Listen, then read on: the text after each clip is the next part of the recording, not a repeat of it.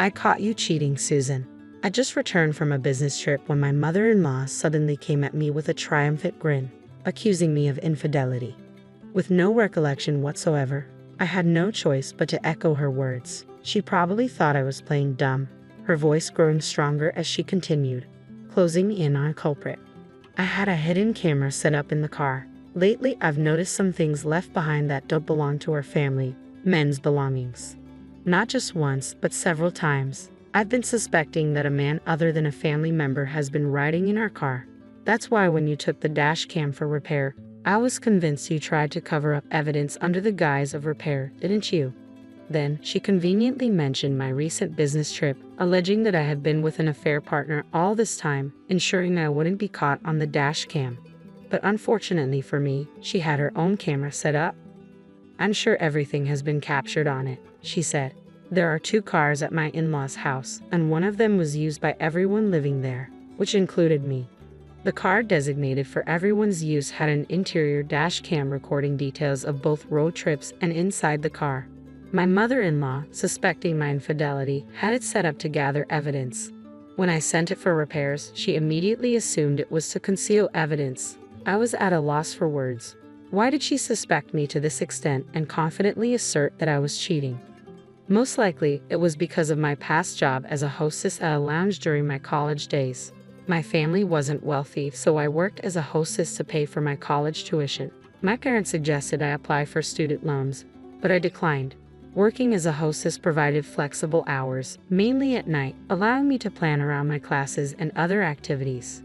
Socializing with older men provided valuable learning experiences about economic structures and different industries, which proved useful in my current job. When I started dating my husband Mike, he knew about my past but didn't disclose it to his family, especially his conservative mother. However, during a visit to his parents before our marriage, his mother discovered my past job and erupted in outrage, demanding that Mike break up with me. Mike defended me, explaining that I only worked as a hostess serving drinks and having conversations, but his mother's reaction had already tainted her perception of me. I knew that, so why didn't you tell me? Mike sighed deeply. Because I knew this would happen. I was waiting for the right time to talk to you about it. How did you find out, anyway? With some hesitation, his mother replied in a faltering tone. Melissa started talking about how she wanted to work as a hostess to earn money. She apparently came across a top all-time popular hostesses article online and found Susan. Melissa is Mike's younger sister. She's into flashy things, has a tendency to change boyfriends frequently, and definitely fits the typical image of a hostess in general. So it's okay if your own daughter wants to become a hostess, but it's not okay for anyone else. As Mike spoke with a mixture of exasperation and disbelief, his mother's voice grew shrill. I never said it was okay for her. How rude. But you didn't scold her like this, did you? Wow, when you brought this woman here the first time, I thought she was a respectable young lady, and I was relieved. I didn't know she was a filthy woman. She deceived us. Susan is indeed very responsible. She worked as a hostess to pay for her tuition, not for mere leisure like Melissa. She didn't neglect her studies and quit right after she graduated. She even secured a position at a reputable company. Her performance at work was even better than mine. At these words, his mother clenched her lips in frustration while I was deeply moved. He stood up for me as I was being condemned, but I couldn't help but feel concerned about the deteriorating relationship between myself and the woman who could become my mother-in-law. Just as I was contemplating the challenges of marrying Mike despite my love for him, he surprised me with a proposal. But what about your mother? She would absolutely be against us getting married. Don't worry about her. My dad used to take his clients to lounges with hostess services for business, so he understands. He actually helped me convince my mom. Really? Absolutely. While I was skeptical, Mike was full of confidence. Despite my lingering anxiety, I chose to trust him and nodded in agreement. Our plan was to find a place for the 2 of us to live together after getting married. Mike, being the second son, always joked that if anyone should live with their parents, it should be the eldest son. His older brother wasn't married at the time but had a fiancée, so I naturally assumed they would be the ones to move in with my in-laws. But then we'd rather have Mike live with us. To my surprise, my mother-in-law, who had previously belittled and criticized me as the filthy woman, was the one who brought up such a proposition. I couldn't fathom her intentions, but since we had already pushed through with the marriage against her wishes, I couldn't refuse when Mike voiced his worries, asking if I was going to be okay. I confidently assured him that I was going to be fine. Shortly after our marriage, we began living in Mike's parents' house. Our newlywed life consisted of living together with my in-laws and sister-in-law. Melissa had actually gotten married a little before us, but her husband was immediately assigned to an overseas business trip, so she remained at her parents' house. Just like Mike said, my father-in-law was understanding and treated me kindly. It helped that I had experience conversing with older men, so our talks were quite engaging. My mother-in-law didn't seem to approve of that aspect of me either. "She's just fooling you, dear." I could hear such backbiting quite frequently.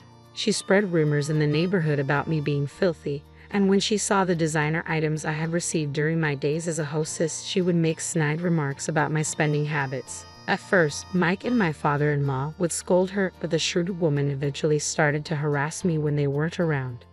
"Hey, since you're so extravagant with your spending, you shouldn't be keeping money around.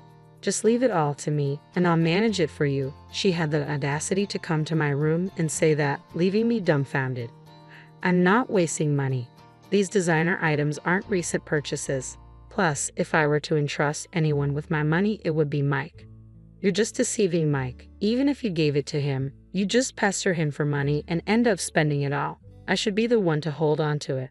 Besides, the other day, I witnessed you returning home after drinking with a man. You seem to have a penchant for men, don't you? That man happened to be my boss. If you work for a company, it's natural to occasionally socialize over drinks, isn't it?"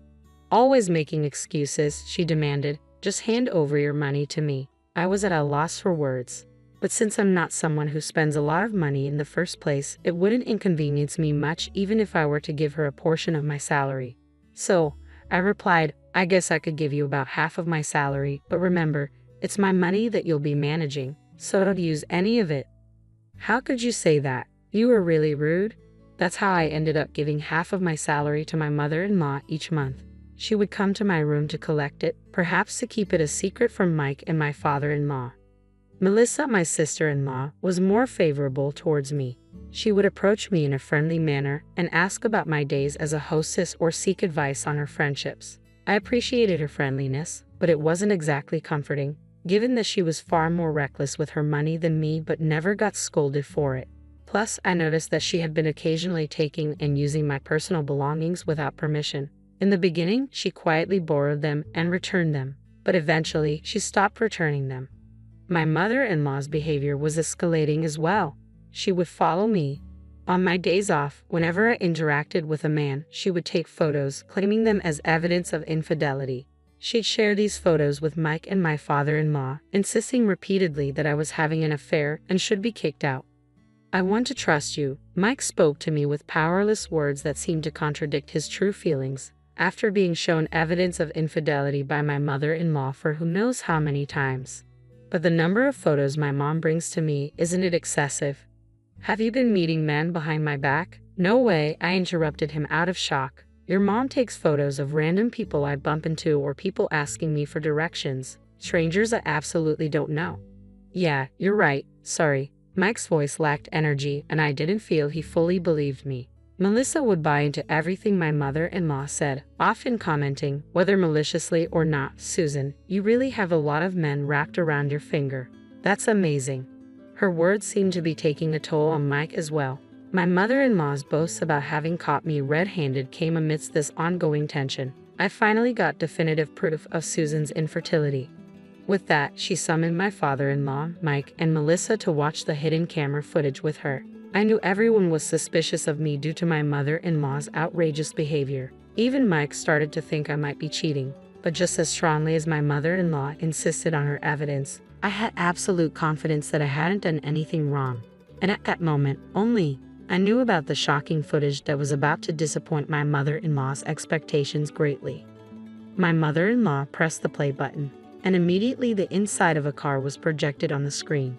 Everyone except me held their breath. What appeared on screen was, in fact, Melissa indecently dressed and flirting with a man. That's right, I was the only one who knew about this. The man's belongings that did not belong to the family, as my mother-in-law had put it, were the belongings of Melissa's lover. What? Wait, what's going on? My mother-in-law spoke so fast and pressed the pause button on the remote several times, but perhaps due to her panicking, her fingers couldn't actually press the button, and the image of Melissa in disarray continued to play. Melissa's voice filled the room. "Stop it. Turn it off," she cried out in a voice filled with anguish, on the verge of tears. Why? Why did this happen? But Melissa deleted all the footage from the dash cam. When I opened my mouth, everyone turned to look at me. Clearing my throat, I continued, "Earlier, your mother did mention that this footage was from her hidden camera. You let your guard down because you thought you had deleted your own affair from the dash cam, leaving only mine." Melissa, with a look of despair, directed her gaze towards her mother. "Why would she put a hidden camera? That's awful. It's like you're spying. If you wanted to capture Susan's infidelity, you should have at least told me about the camera. And why didn't you check what was being recorded? I can't believe this." Those words sparked anger on Mike's stunned face. "What the heck? You're okay if Susan is the victim of a hidden camera, but not you? Cut the crap. It's okay, Mike," I said, and continued, "You know, Melissa, dash cam data is usually stored on a memory card and can be recovered even after being deleted. The dash cam was acting up, and because I knew that you've been deleting things, I had it restored while it was being repaired. So, your affair is recorded on the dash cam too. Oh, and obviously, there's nothing of mine. I never cheated." Tears swelled up in Melissa's eyes as she stared at me. "Why? Why would you do this to me? We were getting along so well. Normally, you don't just take things that belong to someone you're close to, do you? And didn't you, along with your mother, keep saying that I was having an affair? If it really was a relationship based on mutual respect, we wouldn't do such things to each other. It's only natural to be angry if someone does that. I didn't take anything without permission." Melissa passionately argued to the point of straining her voice, but such lies won't hold up. "Yes, you have. I even have evidence. You didn't notice the hidden camera in my room that has been set up for a long time now, did you?" "Yes, for a long time." I could see my mother-in-law's body tense up at those words. A smile crept up on my face. "Well, it looks like he finally figured it out. It's captured on camera, the day you came to my room and accused me of being extravagant with money, demanding that I hand over my salary. I even have footage that shows you coming to my room every month to collect the money." My mother-in-law's face turned deep red. "That's because you squander your money. I was just holding on to it for you." "So, where's all this money you've been holding on to for me?" No rebuttal came. My mother-in-law's face remained red, and her teeth clenched in frustration. "I know what you were up to. You've been following me every time I leave the house. But I've also been following you when you go out, and you know what? You've been going to male strip clubs, haven't you? Multiple times a week. You needed money for your addiction." My father-in-law finally spoke up. He looked at my mother-in-law intently, as if pleading with his eyes. She lowered her gaze. "Well, it's true in a way. I may have gone there occasionally. But Susan, can we see the footage from your hidden camera?" When my father-in-law spoke, my mother-in-law unleashed her words as if she had been struck. "There's no need for that. Having a hidden camera in the first place is despicable. But you did the same, didn't you?" Mike said with a sigh. "Moreover, you were the one who placed hidden cameras in the car used by all of us and secretly followed and took photos of Susan. Susan only had a camera in her own room. Which do you think is more despicable?" Once again, my mother-in-law seemed at a loss for words. I went to fetch the camera in my room with my father-in-law, and we checked the footage. There was Melissa stealing my belongings and my mother-in-law demanding money and coming to collect it. Everything was recorded. I am truly sorry. Once we finished watching the footage, my father-in-law apologized. Even when I told him it was okay, he wouldn't stop apologizing. Mike joined him and apologized to me as well. "I screwed up. I should have stopped Mom from following you and taking photos. I let my own insecurities get the better of me. I'm sorry." He looked up with worried eyes and asked, "Can I still be your husband, Susan?" "Of course you can." At my words, Mike finally smiled. My father-in-law demanded my mother-in-law to return the money to me and also served her with divorce papers. Despite her pleas of having no money and begging him not to leave her, my father-in-law was resolute, and they ultimately divorced. She's now working full-time in order to repay me and cover her living expenses. I'm sure she doesn't have any spare time to visit strip clubs anymore. Melissa was kicked out of the house, and her husband, who is still on his business trip abroad, left her as well. It didn't seem like she was particularly bothered by the divorce, perhaps because she had always been averse to being tied down by one man. On the other hand, what seemed to hit her hard was having to repay me for the numerous designer items she stole from me. She finally started working as a hostess, but not being particularly bright or street smart, she doesn't seem to be doing well. There's even talk of her turning into a sex worker to make ends meet. While I can't say for certain, it seems she's desperate to make money. As for me, I'm living happily with Mike and my father-in-law in his home. As expected, conversations with my father-in-law flowed smoothly, and my husband would often ask to join in, maybe because he was jokingly jealous of our relationship. The three of us laugh and enjoy our time together every day.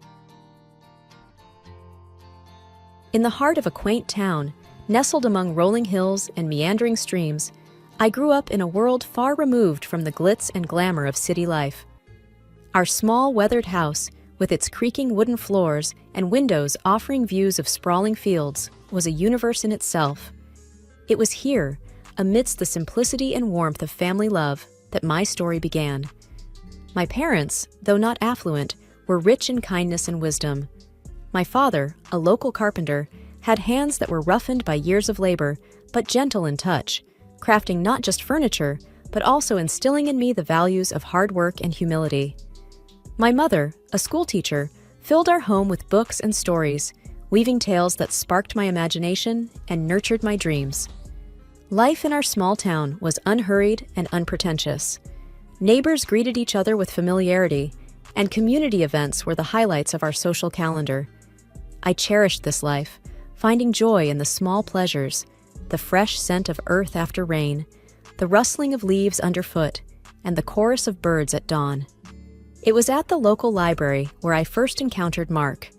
He was unlike anyone I had known, a visitor from the city, with an air of sophistication yet an unassuming nature. His family was well known in the business circles, their wealth and influence reaching far beyond the city's skyscrapers. But Mark, with his easy smile and genuine interest in my mundane tales, was a refreshing anomaly in that world. Our initial conversations were tentative, like two worlds cautiously orbiting each other. He spoke of city life, the fast pace, the endless opportunities, and the dazzling lights. I shared stories of my town, the annual harvest festival, the serene walks by the stream, and the close-knit community. In those early days, we would often meet at the old park bench by the lake, our conversations stretching for hours. The lake, with its placid waters reflecting the changing hues of the sky, bore witness to our growing connection, an invisible thread weaving our disparate worlds into one. "Anna," Mark said to me one evening, his voice tinged with a vulnerability I had not seen before. "I have always been surrounded by people who care more about wealth and status. But with you, I found a serenity that I didn't know existed. You've shown me a different way of life, one that's genuine and full of warmth." His words stirred something deep within me. "Mark, where we come from doesn't define us. It's who we are when we're together that matters. You've brought a new perspective into my life, opening my eyes to dreams I never dared to have." As our relationship deepened, Mark confided in me about his family, particularly his mother, a woman of elegance but stringent expectations. He spoke of her with respect, yet there was an underlying concern in his words. "She has her own ideas about who I should be with. I'm just worried about how she'll react to us." I reached out, taking his hand in mine, feeling the slight tremor. "We'll face that together," I assured him. "Love isn't about backgrounds or expectations. It's about two people who choose each other against all odds." The day Mark proposed was as unassuming as our love. No grand gestures, just a heartfelt promise of a life together. As I looked into his eyes, brimming with hope and love, I knew this was just the beginning.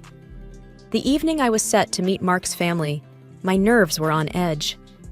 The grandeur of their mansion loomed large as we approached, a stark reminder of the different worlds Mark and I came from. Mark held my hand, giving me a reassuring look. "Just be yourself, Anna. That's all you need to be." I smiled weakly, trying to quell the rising anxiety. "I just hope your mom doesn't think I'm out of place." Mark sighed, a hint of concern in his eyes. Mom can be a bit much. Just remember, I'm here with you. As we entered the opulent dining room, Mark's mother, Marion, a statuesque woman with an air of austerity, greeted us. Her eyes quickly took me in, a flicker of disapproval passing over her face. So, this is the young lady who's captured my son's heart. Interesting choice, Mark. Dinner was an elaborate affair, the table set with dishes I couldn't even name. Mark's mother, ever the gracious host, offered me a plate with a sly smile. I suppose these dishes might be a bit too sophisticated for your taste, Anna. We can get something simpler if you'd prefer. I felt a flush of embarrassment, but managed a polite decline. No, thank you. I'm always eager to try new things.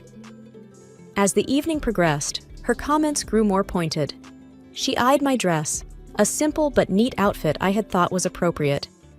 Is that what passes for evening wear in your town? It must be challenging to find good clothes on a modest budget.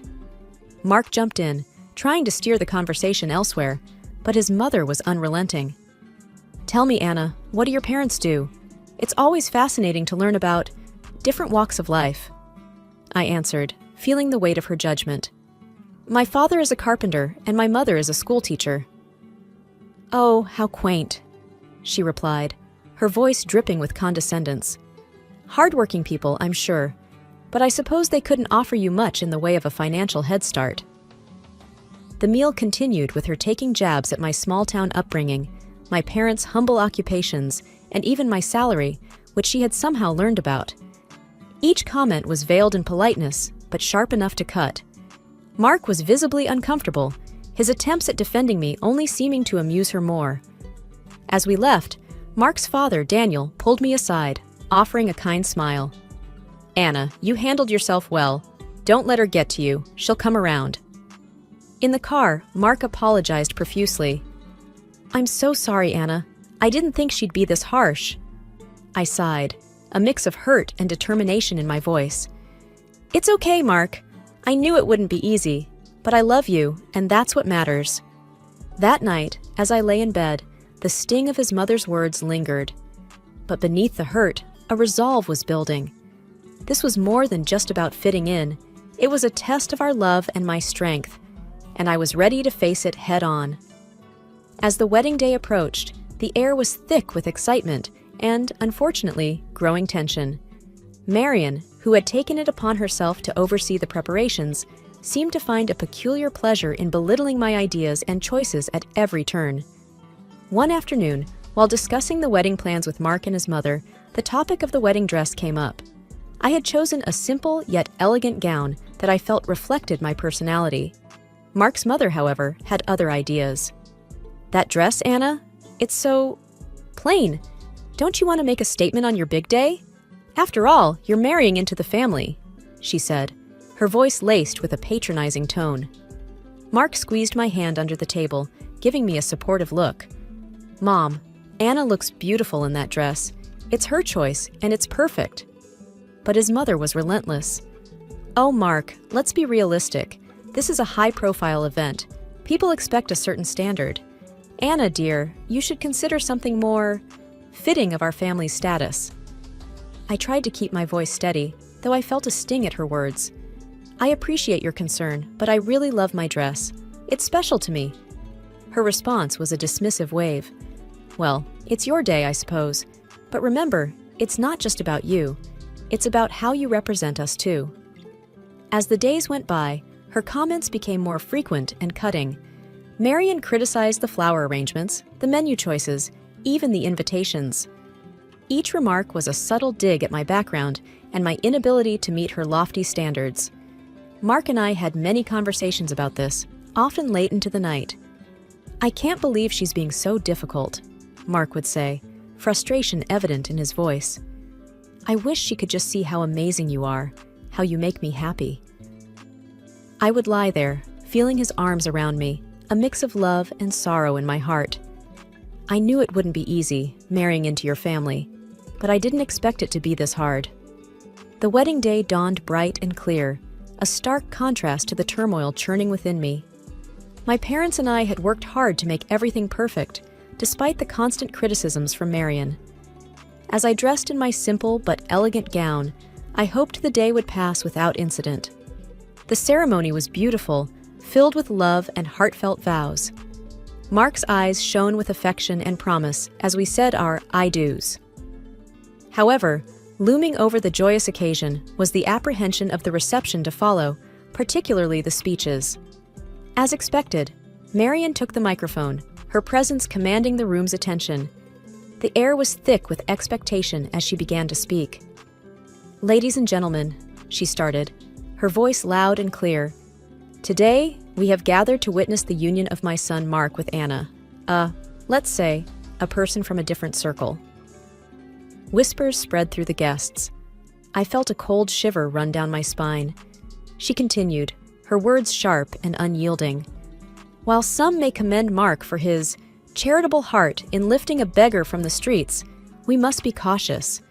It's essential to keep our family's reputation and standards high, not let them be diluted by those who are clearly freeloaders, seeking to elevate their status by clinging to a family of higher standing." The room fell into a stunned silence. My parents looked at me, their faces a mix of shock and hurt. Mark's face was a mask of disbelief and anger. The guests, a mix of our friends and Mark's high society acquaintances, looked on uncomfortably, unsure of how to react. My heart sank, and a profound shame washed over me. Her words, so cruel in public, were more than just insults. They were a deliberate attempt to shame and belittle me in front of everyone we cared about. As she concluded her speech with a forced toast to our future, the applause was hesitant and muted. The room was enveloped in an awkward silence, the joy of the occasion marred by her venomous words. Mark stood up, his voice trembling slightly. "I'm sorry, Anna. This isn't what I wanted." His eyes were apologetic, filled with a mix of love and sorrow. I looked around at the shocked faces of our guests, feeling incredibly humiliated. The weight of her words hung heavily in the air, casting a shadow over what was supposed to be the happiest day of our lives. The atmosphere at the reception was still tense following the disparaging speech by Mark's mother, when his grandmother, Mrs. Eleanor, a figure of respect and authority in the family, requested the microphone. Her poised demeanor and serious expression immediately drew the attention of all the guests. "Good evening," she began, her voice clear and firm. "I have something important to say. Anna, you have faced unwarranted criticism today, criticism that no one deserves, especially not on their wedding day." I looked up in surprise, and Mark, beside me, appeared equally astonished. Mrs. Eleanor then turned towards Marian. "It seems we have forgotten our own past and where we come from. Let me remind everyone here, especially you, that before you were the lady of this house, you were a maid working under this very roof. It was here that you met your husband." A hush fell over the room.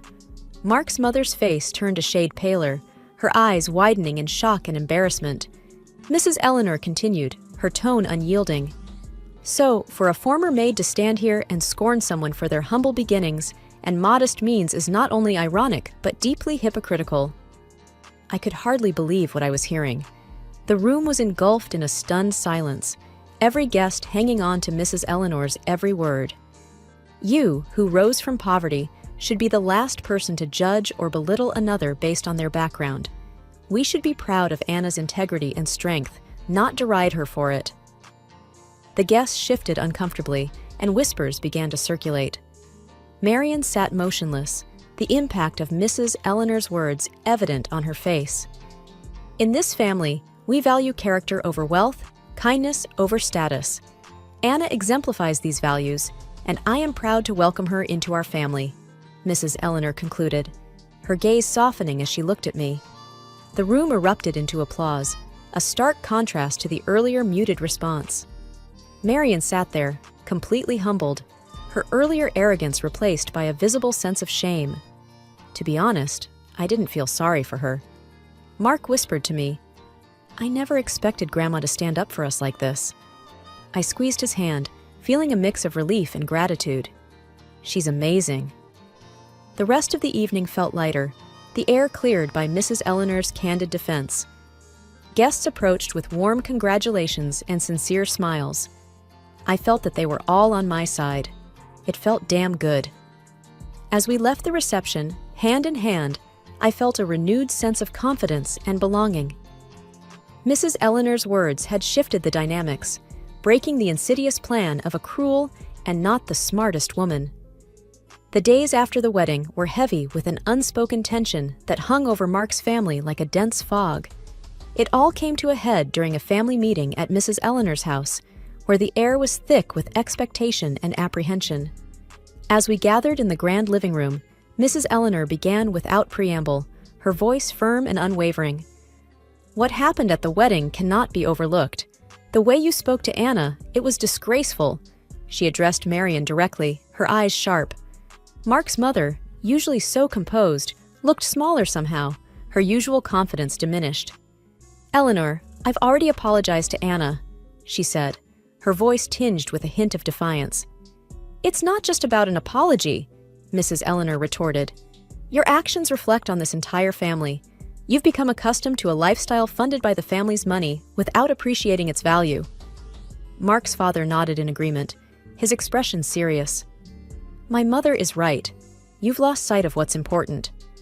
Mrs. Eleanor then laid out her decision, each word deliberate and clear. "I've decided to cut off the financial support you've been receiving. It's time you start contributing to this family instead of just taking. You'll need to find a job and learn to live within your means." The shock on Marion's face was evident. She turned to her husband, seeking support. "You can't agree with this? She can't just cut me off like this." But Daniel surprised her. "I stand with my mother on this. You've gone too far this time. It's for your own good." Marion's eyes filled with anger and disbelief, her usual poise crumbling under the weight of her new reality. Mark, who had been silent, spoke up, his voice steady. "Mom, Grandma's decision is harsh, but it's fair. You need to understand the impact of your words and actions." I sat there, watching the scene unfold, feeling a mix of sympathy and relief. Mark squeezed my hand under the table, a silent show of support. The meeting ended with Mark's mother in a state of shock, the reality of her situation slowly sinking in. She was obviously used to living at the expense of her family, and all thoughts of work caused her a migraine. I could barely contain a chuckle. As we left, Mark leaned in close. "I never thought I'd see the day when Mom would be at a loss for words, but maybe this is what she needs to change." I nodded, feeling a cautious hope for the future. Perhaps this will be a new beginning for her, for all of us. The family reckoning had been tough but necessary. It was a pivotal moment that promised to reshape the dynamics within Mark's family, hopefully for the better. The honeymoon was a welcome escape for Mark and me. As we walked along the sandy beaches, the soothing sound of the waves provided a much-needed respite from the recent family turmoil. One evening, as we watched the sunset, Mark wrapped his arm around me. "I'm sorry our wedding turned into such a drama, Anna. I wish things had been different." I leaned into him, feeling the warmth of his embrace. "It's okay, Mark. It wasn't your fault. What matters is we're together now, away from all that stress." Mark sighed, looking out over the ocean. "Yeah, but when we go back, we'll have to face the reality of my mom's situation. It's going to be tough for her." I nodded, understanding his concern. Maybe this will be a chance for her to grow, to see things from a different perspective. We spent our days exploring and our nights talking about our future. The challenges we had faced seemed to strengthen our bond, reaffirming our love to each other. On our last night, as we packed our bags, Mark looked thoughtful. "You know, Anna, everything that happened, it made me realize how important you are to me. I can't imagine going through life with anyone else." I smiled, touched by his words. "I feel the same, Mark. We've been through a lot, but it's only made our relationship stronger. We can handle whatever comes our way, as long as we're together." As we headed back home, I felt a sense of peace. The honeymoon had not only been a break from the chaos, but a time for us to solidify our bond, to prepare ourselves for the new chapter in our lives. We were returning to a changed reality, but we were doing it together, stronger and more united than ever. The future was uncertain, but I was ready to face it with Mark by my side. Coming back from our honeymoon, Mark and I were unsure of what awaited us at his family home. The car ride was quiet, both of us lost in our thoughts about the new family dynamics. As we arrived, the first thing we noticed was the absence of Mark's mother. Inside, we were greeted by his grandmother, Mrs. Eleanor, who wore a knowing smile. "Welcome back, you two. I suppose you're wondering about the changes here," she said, her tone light but with an undercurrent of seriousness. "Yes, where's Mom?" Mark asked, looking around. Mrs. Eleanor took a deep breath, her smile still in place. "Well, after you left, Marion caused quite a scene. Demanded that I restore her financial support. When I refused, she decided to leave. She's now living in a small apartment and, from what I hear, is looking for a job."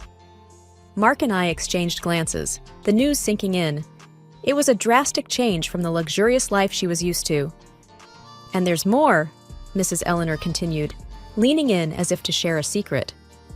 "Your father is considering a divorce. He's had enough of her antics. Seems like she finally pushed him too far. Well, she brought it upon herself." Mark's expression was one of shock mixed with a hint of relief. "I can't believe it. I mean, I knew things would change, but this is more than I expected." I reached out, touching his arm.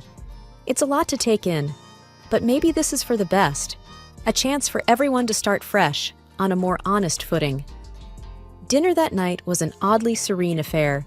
The absence of Mark's mother felt, but not in the way we had anticipated. The conversation was more open, and for the first time in a long time, it felt like there was a real sense of family. As we drove home later that evening, Mark was pensive. "I always hoped for a change, but I didn't expect it to happen like this. It's going to be a big adjustment for Mom." I nodded. "It's a tough situation, but maybe it's a necessary step for her to grow, and for your dad too, to find some peace." The ride home was reflective, both of us contemplating the new reality we were returning to. The family we left before the honeymoon was not the same one we were coming back to. It was a sobering thought, but in many ways, a hopeful one. Change, though painful at times, was often the path to something better, and we were ready to face it together. My name is Emily, and I'm just your average 29-year-old woman living alone in a small, cozy apartment. Today, I'm sitting at my dining table, staring at the phone. It's been ringing on and off for the past hour, but I can't bring myself to answer it. It's Mark, my fiancé, wanting to talk about meeting my parents. The thought alone makes my stomach turn. Mark's voice comes through the voicemail again. "Hey, Em, just checking in. We really should plan on meeting your folks soon. Call me back, okay?" I let out a sigh and look around my apartment. It's nothing fancy, but it's mine. The walls are lined with bookshelves, and a small balcony overlooks the city. It's my little haven, far away from the memories of my childhood. Growing up wasn't easy. My dad left us when I was 5. I still remember the day he walked out, suitcase in hand, not even a backward glance. Mom changed after that. She became distant, cold, and often angry. And somehow, I always seemed to be the target of her frustration. 2 years after Dad left, Mom remarried. My stepdad, Rick, was actually a decent guy. He tried to make things better, but Mom's attention was all on my little half-sister, Lily. Lily was everything I wasn't, or at least that's how Mom made it seem. She was showered with love and affection, while I was just there. I was snapped out of my thoughts by another call. It was Mark again. I finally picked up. "Hey, Mark," I said, trying to sound cheerful. "Emily, I've been trying to reach you. So, when can we plan to meet your parents?" Mark's voice was full of excitement, oblivious to my hesitation. I'm not sure, Mark. It's complicated," I replied, fiddling with a pen on the table. "What's complicated?" "It's just dinner, Em. I really want to meet the people who raised my incredible fiancé." I let out a forced laugh. "You wouldn't say that if you knew my mom. She's a lot to handle." Mark went silent for a moment. "Is everything okay, Em? You know you can tell me anything." I took a deep breath. "It's just that my mom and we don't really have the best relationship. She's always been hard on me. It's nothing like your family." Mark's voice softened. I'm here for you, Emily. We'll figure this out together. Maybe it's time to face this, you know? I knew he was right, but the thought of facing my mom, of exposing Mark to her sharp tongue and cold demeanor, terrified me. Yeah, maybe, I said, not entirely convinced. Let's talk about it later. I need some time to think. Okay, Em. I love you. You know that, right? I know, Mark. I love you too. Sitting in my apartment, my mind wanders back to those early years after Dad left. They were tough, to say the least. Mom's whole world seemed to crumble, and her heartache turned into anger that was often directed at me. I remember one particularly hard day. I was 7, trying to do my homework at the kitchen table. Mom was pacing around, her face tight with worry and frustration. Emily, can't you see I'm busy? Stop making that racket with your pencil, she snapped suddenly. I looked up, startled. Sorry, Mom, I mumbled, trying to be quieter. It wasn't long after that when Mom met Rick. He was different, kind and gentle. But Mom changed when she was with him. She seemed happier, but that happiness never really reached me. When Lily was born, it was like I became invisible. One evening, I overheard Mom talking to Rick in the living room. I wasn't meant to hear, but I did. She's just so difficult, Rick. Nothing like Lily. I don't know what to do with her. Mom's voice was full of frustration. I felt my heart sink. Even then, I knew she was talking about me. Rick tried to reason with her. She's just a kid, Helen. She needs your love, not your disappointment. But Mom wouldn't listen. She reminds me too much of him, she said bitterly. That night, I cried myself to sleep. It was clear I wasn't the daughter she wanted. As I got older, the gap between us only widened. When I was around 10, I remember trying to show Mom a drawing I'd done in school. Look, Mom, I got an A on this, I said, holding up my artwork. She barely glanced at it. That's nice, dear. Go show Rick. I'm busy. But Rick was different. He took one look at my drawing and smiled. This is fantastic, Emily. You're really talented. I remember how warm his praise felt, but it couldn't fill the void left by Mom's indifference. Those years were a blur of feeling like I didn't belong, like I was an outsider in my own home. Mom was always quick to point out my flaws, especially as I hit my teenage years. It was a constant stream of, don't slouch, that outfit is unflattering, or why can't you be more like Lily? My teenage years were like navigating a minefield, always cautious, trying not to set off another round of criticism or disapproval from Mom. I was 15 when the weight of her words really started to bear down on me. One evening, I was getting ready for a school dance. I had picked out a dress I thought looked pretty good on me. I twirled in front of the mirror in my room, feeling a rare moment of confidence. Mom, can you help me with my hair? I called out, stepping into the living room. Mom looked up from her magazine, her eyes scanning me up and down. You're wearing that? It's a bit snug, don't you think? You should really watch your weight. Her words hit me like a slap. I thought it looked okay, I stammered, my confidence shattering. Mom sighed, standing up. Let me do your hair. Maybe it'll draw attention away from your figure. I sat there in silence, feeling small and ashamed, as she roughly pulled my hair into a style. School wasn't much of an escape either. One day, I was sitting with a few classmates at lunch, talking about our families. So, Emily, what's your mom like? One of the girls, Sarah, asked casually. I hesitated, not sure how to answer. She's strict, very particular about things. Sarah seemed to sense the tension in my voice. Hey, it's okay. Moms can be tough. Mine's always on my case about grades. I forced a smile, appreciating her attempt to relate, but inside, I felt that my situation was different, more isolating. Back at home, things got even more strained when I started to show interest in boys. One time, I had a guy from school, Jake, come over to study. He was nice, funny, and I kind of liked him. We were in the living room, working on a project, when Mom walked in. She gave Jake a cold look before turning to me. "Emily, make sure you're actually studying and not distracting the boy with your silly crushes," she said, loud enough for Jake to hear.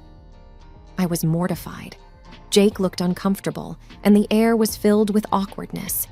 After he left, I confronted Mom. "Why did you have to say that in front of Jake? It was so embarrassing." Mom shrugged, unfazed. "I'm just stating the obvious, Emily. Besides, boys like him aren't interested in girls with your build." Her words stung deeply, and from that point on, I was even more cautious about bringing friends, especially boys, home. During those years, I often sought refuge in Rick, my stepdad. He was always kinder, more understanding.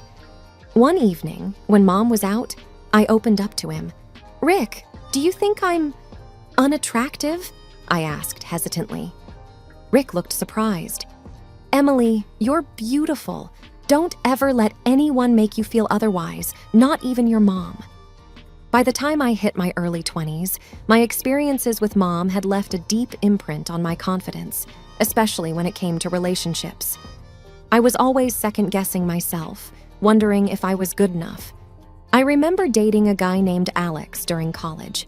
He was sweet and seemed to genuinely like me. One day, I decided to introduce him to my family, despite my reservations about Mom. We were having dinner at my parents' house. Rick was his usual welcoming self, but Mom was another story. She had this way of giving backhanded compliments that could cut you down to seize. "So, Alex, what are you studying?" Mom asked, passing the salad.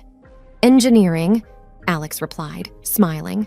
"I'm hoping to get into renewable energy projects after graduation." "That's ambitious. Hopefully, you're not biting off more than you can chew, like some people." Mom glanced at me as she said this, an obvious jab at my past academic struggles. I felt my face heat up with embarrassment. Alex seemed to sense the tension, but tried to keep the conversation light.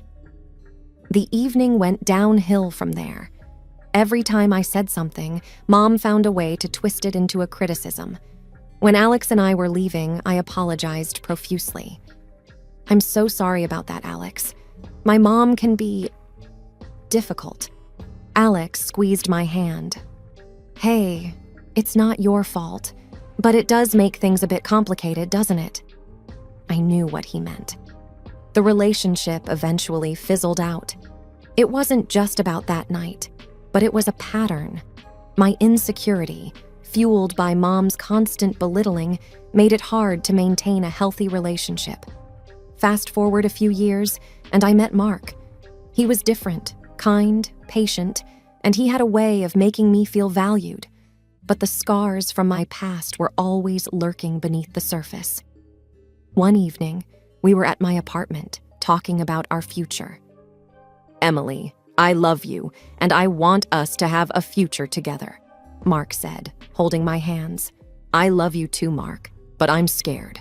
My past, my mom, it's all so messy. I don't want to drag you into my issues." Mark looked into my eyes. "Your past doesn't define us. Yes, it's part of you, but it doesn't have to dictate our future. We'll face it together." The day of the dinner with my parents had me tangled in nerves. Mark, always optimistic, tried to ease my anxiety as we drove to my parents' house. "It's just dinner, Emily. It'll be okay," he reassured me, but my stomach churned with unease. We were greeted at the door by Rick, his warm smile a small comfort. "Emily, Mark, welcome. Come on in," he said cheerfully. Mom was in the kitchen, and as I saw her, I felt a familiar tension grip me. She managed a polite smile for Mark, but her eyes were distant. "Dinner's nearly ready. Why don't you both sit down?" she said, gesturing towards the dining table. The atmosphere was strained as we all sat down. Rick tried to lighten the mood, engaging Mark in conversation. "So, Mark, what do you do for a living?" Mark, unaware of the undercurrents, answered cheerfully.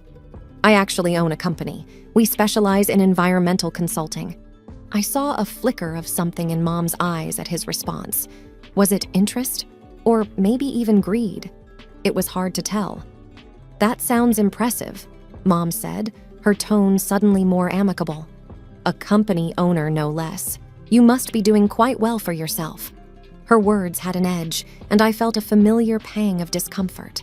The rest of the dinner progressed tensely, with Mom alternating between subtly belittling me and praising my younger sister Lily, who wasn't even present.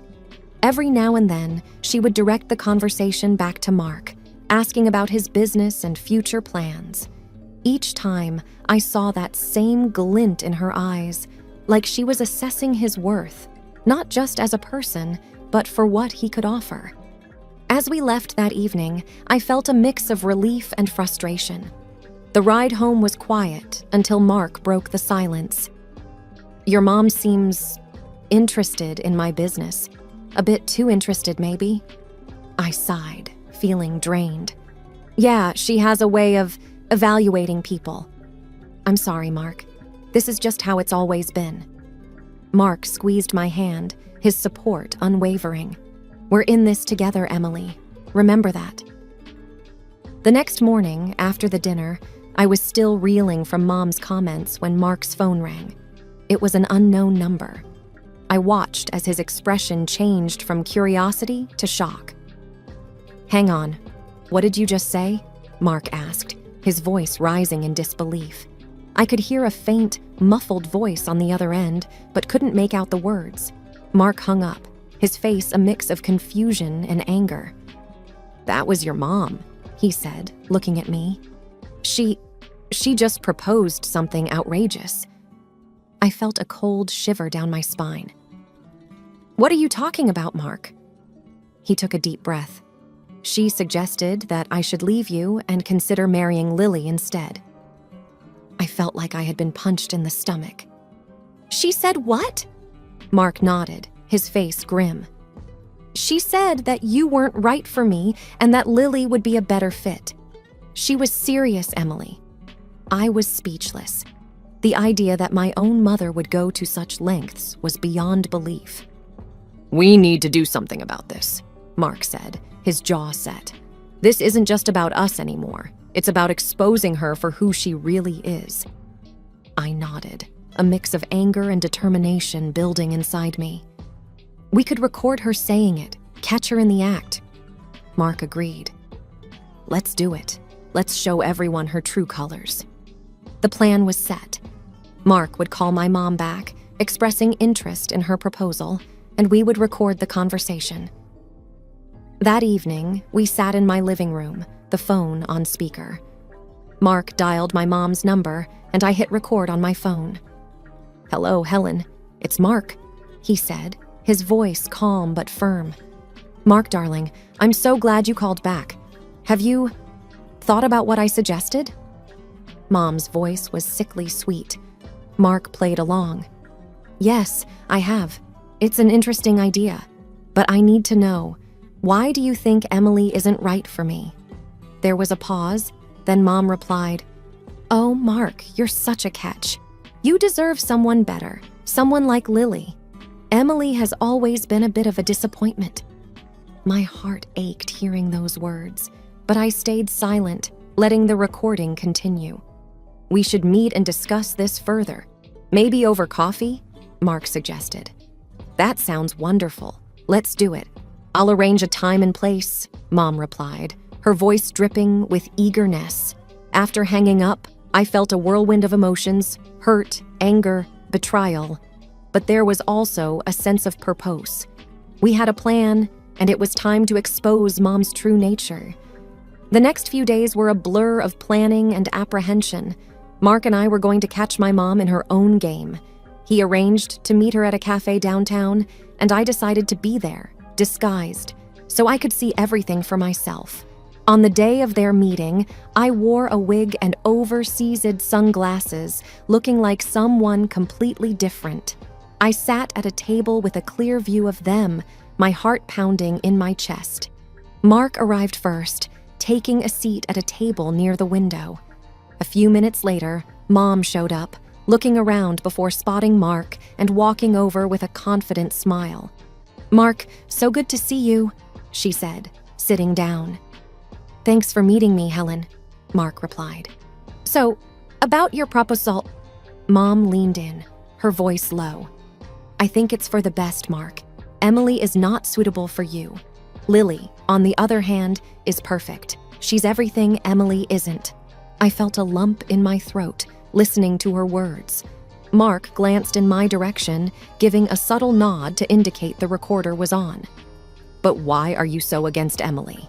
Mark asked, playing his part perfectly. Mom sighed. "Between us, I never wanted Emily. Her father left, and she just reminds me of all the bad times. Lily is my real daughter, the one I actually care about." My hands were shaking under the table. Hearing Mom's words, so cold and heartless, was like a knife twisting in my gut.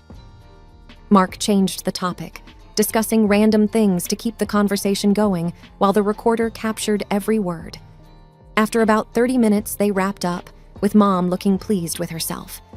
As soon as Mom left, I removed my disguise and joined Mark. "I can't believe she said those things," I said, tears welling up in my eyes. Mark took my hands. "I'm so sorry, Emily, but now we have proof. What do you want to do with it?" I took a deep breath, feeling a mix of sadness and determination. "We expose her, Mark, at the next family gathering. Everyone needs to know the truth." Mark nodded, his expression resolute. "We'll do it together.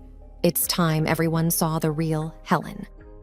We left the cafe with a plan in mind, a plan to finally reveal my mom's true colors to everyone, especially to Rick, who had been in the dark for far too long.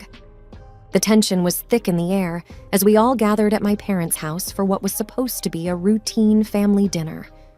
Little did everyone know, Mark and I had a revelation planned that would change everything.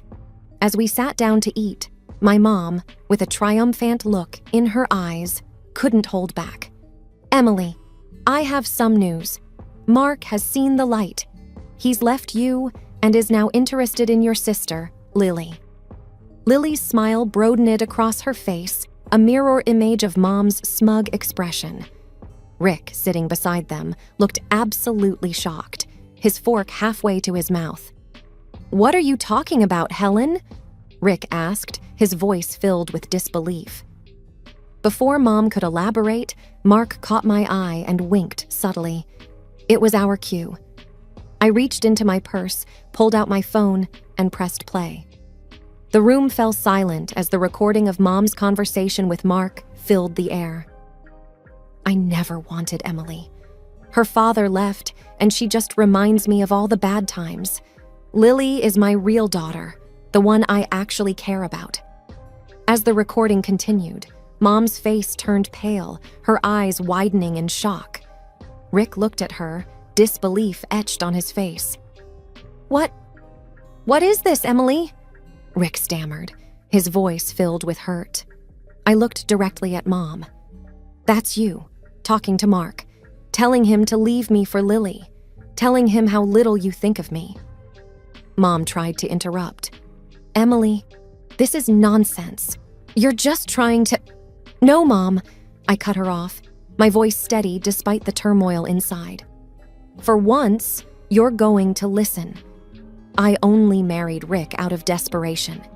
If I hadn't had Emily, I could have found someone richer, smarter, more promising. She's always been a burden." As the recording ended, the room was heavy with silence. Rick turned to Mom, his expression a mixture of anger and heartbreak. "Helen, is this true? Did you really say these things?" Rick asked, his voice trembling. Mom was at a loss for words, her usual composure shattered. Rick stood up, pushing his chair back. "I can't believe this. All these years, I had no idea." He looked at me, his eyes full of sorrow. "I'm so sorry, Emily. I had no idea." Mom finally found her voice, but it was weak, defensive.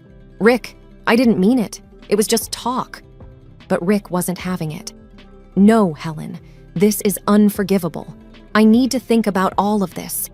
He left the room quickly, leaving a heavy silence behind. Mom broke down, sobbing, her usual composed demeanor shattered. Lily sat frozen, her eyes darting between Mom and the door where Rick had exited. Mark took my hand, giving it a reassuring squeeze. "You did the right thing, Emily." I nodded, feeling a mix of relief and sadness. It's over. It's finally over. In the following weeks, Rick filed for divorce.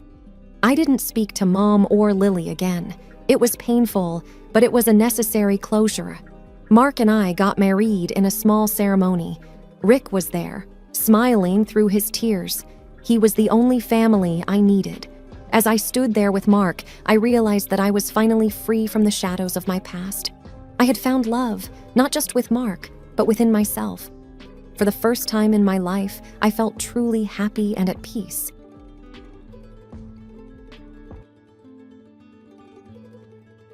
My name is Rachel, and this is my story. Growing up, my life was all about church, family, and the simple truths my parents held dear. My dad, Thomas, was a deacon, and my mom, Mary, led the women's group. I always tried to be the good daughter they wanted. I wore modest dresses, sang in the choir, and never missed a Sunday service. But life at home wasn't just prayers and Bible study. It was also filled with the constant tug-of-war between my parents and my older brother, David. David was different. He had this fire in him, a passion for music that didn't fit into our parents' world. I remember him as a kid, always tapping rhythms on the kitchen table, eyes alive with dreams bigger than our small town. Then came his teenage years, and with it, the electric guitar. He was a natural, and soon he formed a band. They called themselves Rebels Echo. It was like a declaration of his new life, away from the expectations of our parents. Our parents didn't understand. They saw his music as a path away from faith. "He's lost," they'd say with a sigh. I'd sit there, listening, feeling torn between loyalty to my family and the love for my brother. Despite their disapproval, David and I stayed close. We'd talk on the phone late at night, him sharing stories of his gigs, me whispering about life at home. He was my window to a world beyond our small town, a world I yearned to explore, but never dared to. Then came Michael, my husband, or as I thought back then, the love of my life. He was older, a friend of a friend from church. Michael was everything my parents admired, kind, successful, and deeply religious. We dated briefly, and before I knew it, there was a ring on my finger and a promise of forever. Our wedding was beautiful, but bittersweet. David wasn't there. Mom and Dad insisted, and I, as always, didn't argue. Michael held my hand, his smile warm, but my heart ached for my brother. As we exchanged vows, I couldn't help but feel a part of my world was missing. After the wedding, we moved into Michael's house. It was a cozy place, filled with the promise of a happy future. But as I unpacked my things, I couldn't shake off the feeling of something missing. I remember Michael noticing my distant look. "Everything okay, Rachel?" he asked, wrapping his arms around me. "Yeah, just thinking about David," I replied, forcing a smile. "He's made his choices, Rachel. We need to focus on our life, our future," he said, a hint of firmness in his voice. I nodded, knowing he was right. But deep down, I couldn't let go of the bond I shared with my brother, no matter how far our paths had diverged. The first few months of marriage felt like a dream. Michael was attentive and caring, always making sure I was happy. Our days were filled with shared laughter and long talks into the night. He'd often surprise me with small gifts or a bouquet of flowers, just because. "Morning, beautiful." He'd greet me every day with a kiss, his eyes sparkling with affection. "Good morning," I'd reply, my heart fluttering with happiness. We'd spend weekends exploring nearby towns, trying out little diners, and walking hand in hand by the riverside. Everything felt perfect, like a life I had only imagined in my dreams. But as time passed, I began to feel a bit restless. I loved being with Michael, but there was a part of me that wanted more than just being a housewife. Back in college, I had dreams of becoming a teacher. I missed learning, being around people, and feeling like I was contributing to something. One evening, while Michael was reading in the living room, I gathered the courage to bring it up. Michael, can we talk about something? I asked, sitting next to him. Of course, what's on your mind? He replied, putting his book down. I've been thinking, maybe I could look for a job, or at least some volunteer work. I want to do something more with my time, I said hesitantly. He looked at me, surprised. But Rachel, you don't need to work. I'm here to take care of everything. Isn't this what you always wanted? I paused, not wanting to upset him. I know, and I appreciate that. But I need something of my own, you know? Something that makes me feel fulfilled. Michael sighed, taking my hand. I just want you to be happy, Rachel. But think about our future, our plans for a family. Don't you think your place is here with me, building that future? I understood his point, but it didn't sit right with me. Still, I didn't want to argue. Maybe you're right. I'll think about it, I said, forcing a smile. As days turned into weeks, I tried to push those thoughts aside. I focused on being the best wife I could be, cooking meals, keeping the house tidy, and supporting Michael. But deep down, I couldn't shake the feeling that I was losing a part of myself, the part that yearned for independence and a sense of purpose outside our home. Despite these creeping doubts, our life together seemed good on the surface. We were the ideal couple in everyone's eyes. But as the months rolled by, changes in our home became more noticeable. Michael, once so attentive and present, started coming home late, often missing dinner. At first, he would apologize, citing work pressure and important projects. Sorry, Rachel, work's a nightmare right now. I hope you understand, he'd say, barely looking up from his phone. I tried to be understanding. It's okay, Michael. Work is important. Just don't overdo it, okay? But deep down, I felt lonely and neglected. The house, once filled with laughter and conversation, now felt empty and quiet. I found myself often sitting by the window, waiting for him to come home. One evening, when Michael came home later than usual, I decided to address the growing distance between us. Michael, we need to talk, I started as he walked through the door. He looked tired, rubbing his eyes. What is it now, Rachel? I hesitated, taken aback by his tone. It's just, you've been coming home late a lot. I miss spending time with you. He sighed, dropping his keys on the table. Rachel, I'm working hard for us, for our future. You should be grateful, not complaining. I felt a sting at his words. I am grateful, but I also miss my husband. Is it wrong to want to spend time together? Michael's face hardened. Look, I'm doing my best here. Maybe you should find some hobbies or something to keep you busy. His words hurt, but I swallowed the pain. Maybe you're right, I murmured, even though it felt wrong. The conversations became less frequent after that. Michael grew more distant, and I felt more isolated. I started questioning everything, our marriage, my role as a wife, and my own happiness. It felt like we were living separate lives under the same roof. One day, I was cleaning the house and found a receipt for a restaurant in Michael's coat pocket. It was dated for a night he said he'd been working late. My heart sank. Confronting him seemed daunting, but the seed of doubt had been planted. That night, as we sat at the dinner table, I brought it up. Michael, I found a receipt in your coat. It was for the night you said you were working late, I said, my voice trembling. He looked at me, his expression unreadable. So? I grabbed a bite after work. What's the big deal? It's not that. It's just, you never mentioned it. Are you sure there's nothing else I should know? I asked, hoping for honesty. Michael's response was quick and sharp. Rachel, you're being paranoid. I'm tired of this constant questioning. Can't a man have some peace in his own home? I recoiled at his words, feeling a mix of guilt and frustration. Was I wrong to question him? But the doubt lingered, gnawing at me. Feeling the growing distance in our marriage, I knew I needed something to fill the void. The idea of getting a job or doing something meaningful was still on my mind.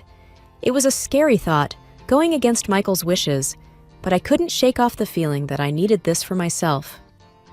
One morning, after Michael left for work, I sat at the kitchen table with my laptop open. I started looking for job openings. There were a few that caught my eye, but one in particular stood out, a teaching assistant position at a local community center. It wasn't much, but it was a start. I hesitated for a moment before applying. My heart was racing. This was it, my first real step towards something of my own. When I hit the submit button, I felt a mix of fear and excitement. A few days later, I got a call. They wanted to interview me. I was over the moon, but also nervous about how Michael would react. I decided to keep it to myself until I knew more. The interview went well, and they offered me the position. I was ecstatic. For the first time in a long time, I felt like I was doing something for myself. But the thought of telling Michael dampened my excitement. That evening, when Michael came home, I gathered all my courage. "Michael, I have something to tell you," I started, my voice shaking. He looked at me, his expression tired. "What is it now, Rachel?" I got a job, as a teaching assistant. It's just part-time," I said quickly, almost in a whisper. Michael's reaction was not what I expected. He just stared at me for a moment, then shrugged. "Do what you want, Rachel. I don't have the energy to argue about this." I was taken aback by his indifference. Part of me had hoped he would see this as a positive step, but it seemed he didn't care. Despite his reaction, I felt a newfound sense of purpose. The job was rewarding, and I loved interacting with the children and other staff. It was a breath of fresh air, a break from the loneliness and tension at home. With each day at the community center, I felt more confident and independent. It was a small job, but it meant the world to me. It gave me something to look forward to, something that was just mine. But at home, things with Michael were deteriorating. He was home even less, and when he was, we barely spoke. The once warm and loving man I married was now just a stranger passing by in the hallway. The day of our wedding anniversary was bittersweet. The house buzzed with preparations, yet Michael was nowhere to be seen, supposedly tied up with work. My parents fluttered around, trying to make everything perfect, their efforts casting a shadow over the hollow feeling in my heart. Then, in the midst of the controlled chaos, David arrived, his presence like a burst of fresh air. He strode in, carrying not just his charismatic aura, but also his laptop, brimming with stories from his life on the road. "David, what are you doing here?" My mother's voice was sharp, laced with disapproval. "I couldn't miss Rachel's big day, could I?" David replied, his tone light yet defiant. Ignoring the tension, David turned to me, his eyes twinkling with mischief. "Got something to show you, sis. You won't believe the parties and the people I've met." We sat down in a quiet corner, and he flipped open his laptop. As he scrolled through photos of crowded stages, vibrant parties, and smiling faces, a strange feeling settled in my stomach. These were glimpses into a world so different from mine. Then, in a casual swipe, everything changed. There he was, Michael. In the midst of a raucous party, with a woman clinging to his arm, laughing, carefree, and so very unlike the man I knew. "Wait, who's that?" I asked, my voice barely a whisper, pointing to Michael in the photo. David glanced at the screen, nonchalant. "Oh, him. That's just some guy who's been hanging out with us a lot. Real ladies' man, changes girls like he changes guitar strings.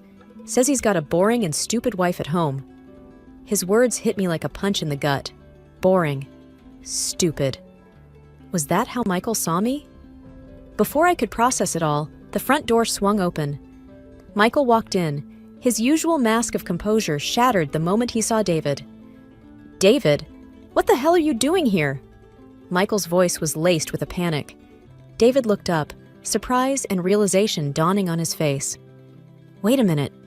You're the husband? This is your Mike?" The room fell silent. My parents, unaware of the storm brewing, looked on in confusion. Michael's eyes darted between me and David, the color draining from his face. I held up the laptop, the image of him at the party glaring back at us.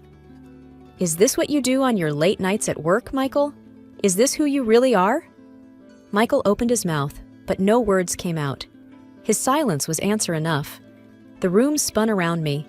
The walls of our home, once a sanctuary, felt like they were closing in. Betrayal, lies, the facade of our perfect marriage. It all crumbled down in that moment. David stood beside me, his hand on my shoulder, a silent pillar of support. My parents were still trying to grasp the situation, their expressions shifting from shock to disappointment. The silence in the room was deafening after David's revelation.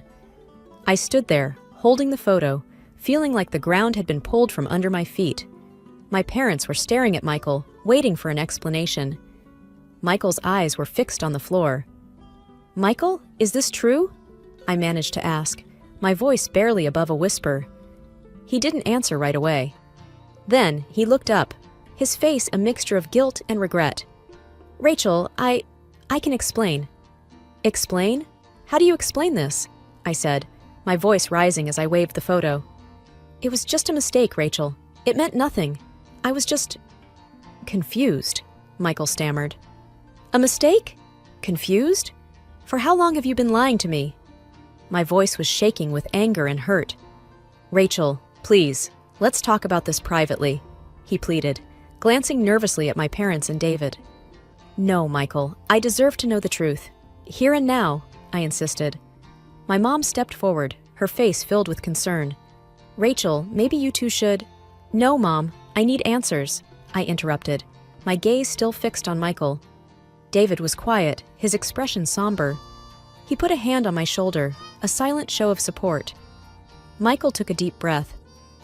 "It started a few months ago. I was feeling overwhelmed, and she was there. It was a stupid mistake. I love you, Rachel." His words felt like a slap in the face. Love? How could he call this love? "I can't believe this. All those late nights, the times you weren't here." "It was all a lie," I said, the reality of his betrayal sinking in. "I'm sorry, Rachel. I never wanted to hurt you," he said, his voice breaking. "But you did, Michael. You broke our vows. You broke my trust," I replied, tears streaming down my face. My dad spoke up, his voice stern. "You need to leave, Michael. Now." Michael looked like he wanted to say more, but he didn't. He turned and walked out, the door closing behind him with a finality that echoed in my heart. The room was quiet again. My mom came over and hugged me, her embrace warm but unable to comfort the ache in my heart. David stood beside me, his presence a reminder of the family that still stood with me. I felt broken, the illusions of my perfect marriage shattered into a million pieces. But amidst the pain, there was a flicker of something else, a sense of clarity. The truth was out, and now I had to find a way to pick up the pieces and rebuild my life, a life that was mine and mine alone. The days following the revelation were a blur. My parents tried to comfort me, but their words felt distant. David stayed by my side, a silent guardian, his presence a quiet reminder that I wasn't alone. I knew what I had to do. The decision was clear, even through the fog of my pain. I needed to end my marriage with Michael. It wasn't just about his betrayal. It was about reclaiming my life, my identity. Sitting at the kitchen table, David broke the silence. "You okay, sis?" I looked up, my eyes tired. "I will be. I need to start the divorce process. I can't stay in this marriage." David nodded. "I'm here for you, whatever you need." Meetings with lawyers were emotionally draining. I sat across from Michael at our final meeting, his face filled with remorse. "Rachel, I am so sorry. I never wanted things to end this way," he said, his voice low. "I know, but sorry isn't enough, Michael. You broke our trust, and I need to move on," I replied, my voice steady despite the turmoil inside. He nodded, looking defeated. "I just wish I could make things right." "Some things can't be undone," I said, signing the last of the papers. Walking out of that office, I felt a weight lift off my shoulders. It was over. I was free from the lies, the deceit. But with that freedom came the realization of my new reality. I was alone, truly alone for the first time in my life. The following weeks were a time of self-reflection. I spent hours talking with David, who shared his own stories of heartbreak and healing. My parents, though still struggling with their own feelings about the divorce, offered their support. One evening, sitting in the living room with a cup of tea, Mom spoke up. "Rachel, we're here for you. You're strong, and you'll get through this." Dad nodded in agreement. "You've always been our rock, even when we didn't see it. We're proud of you." Their words, simple and sincere, touched me. For the first time in a long time, I felt a sense of hope. I also threw myself into my work at the community center. The children's laughter and innocence were a balm to my wounded heart. I found joy in small moments, a smile from a child, a successful lesson, a thank you from a parent. In the midst of the fallout, I discovered a resilience within me that I didn't know existed. I started to rebuild my life, piece by piece. It wasn't easy, and there were days when I felt overwhelmed by loneliness and doubt. But I kept moving forward, driven by a newfound determination to live a life that was true to myself. Sitting in the small corner cafe, I cradled a warm cup of coffee, my mind drifting back through the whirlwind of recent events. The steam from the coffee blurred with my thoughts, each memory unfolding like a scene from a distant play. I remembered the day in court, the final decree of our divorce. Michael had sat there, a shadow of the man I once knew. He looked pathetic, his eyes void of the confidence he once carried. It was a stark contrast to the man I married, a sight that stirred a mix of pity and relief in me. Then came the tedious, bitter process of dividing our assets. Michael, who once professed undying love, was now coldly squabbling over every cent. It was a tedious and painful process, stripping away any lingering sentiments I had for the marriage we shared. Perhaps the most vivid memory was the last time I saw Michael. He had come to my doorstep, unannounced, his eyes red and swollen. He fell to his knees, begging for forgiveness, pleading for a second chance. I stood there, watching him, feeling nothing but contempt. The tears, the pleas, they meant nothing. They were just the last desperate acts of a man who had lost everything through his own doing. Through all these moments, David was my pillar of strength. He was there in the courtroom, offering silent support with his presence. And on that final encounter with Michael, David stood by my side, a protective force against the man who had broken my trust. As I sat in the cafe, the noise of the bustling city around me, I realized how much I had changed.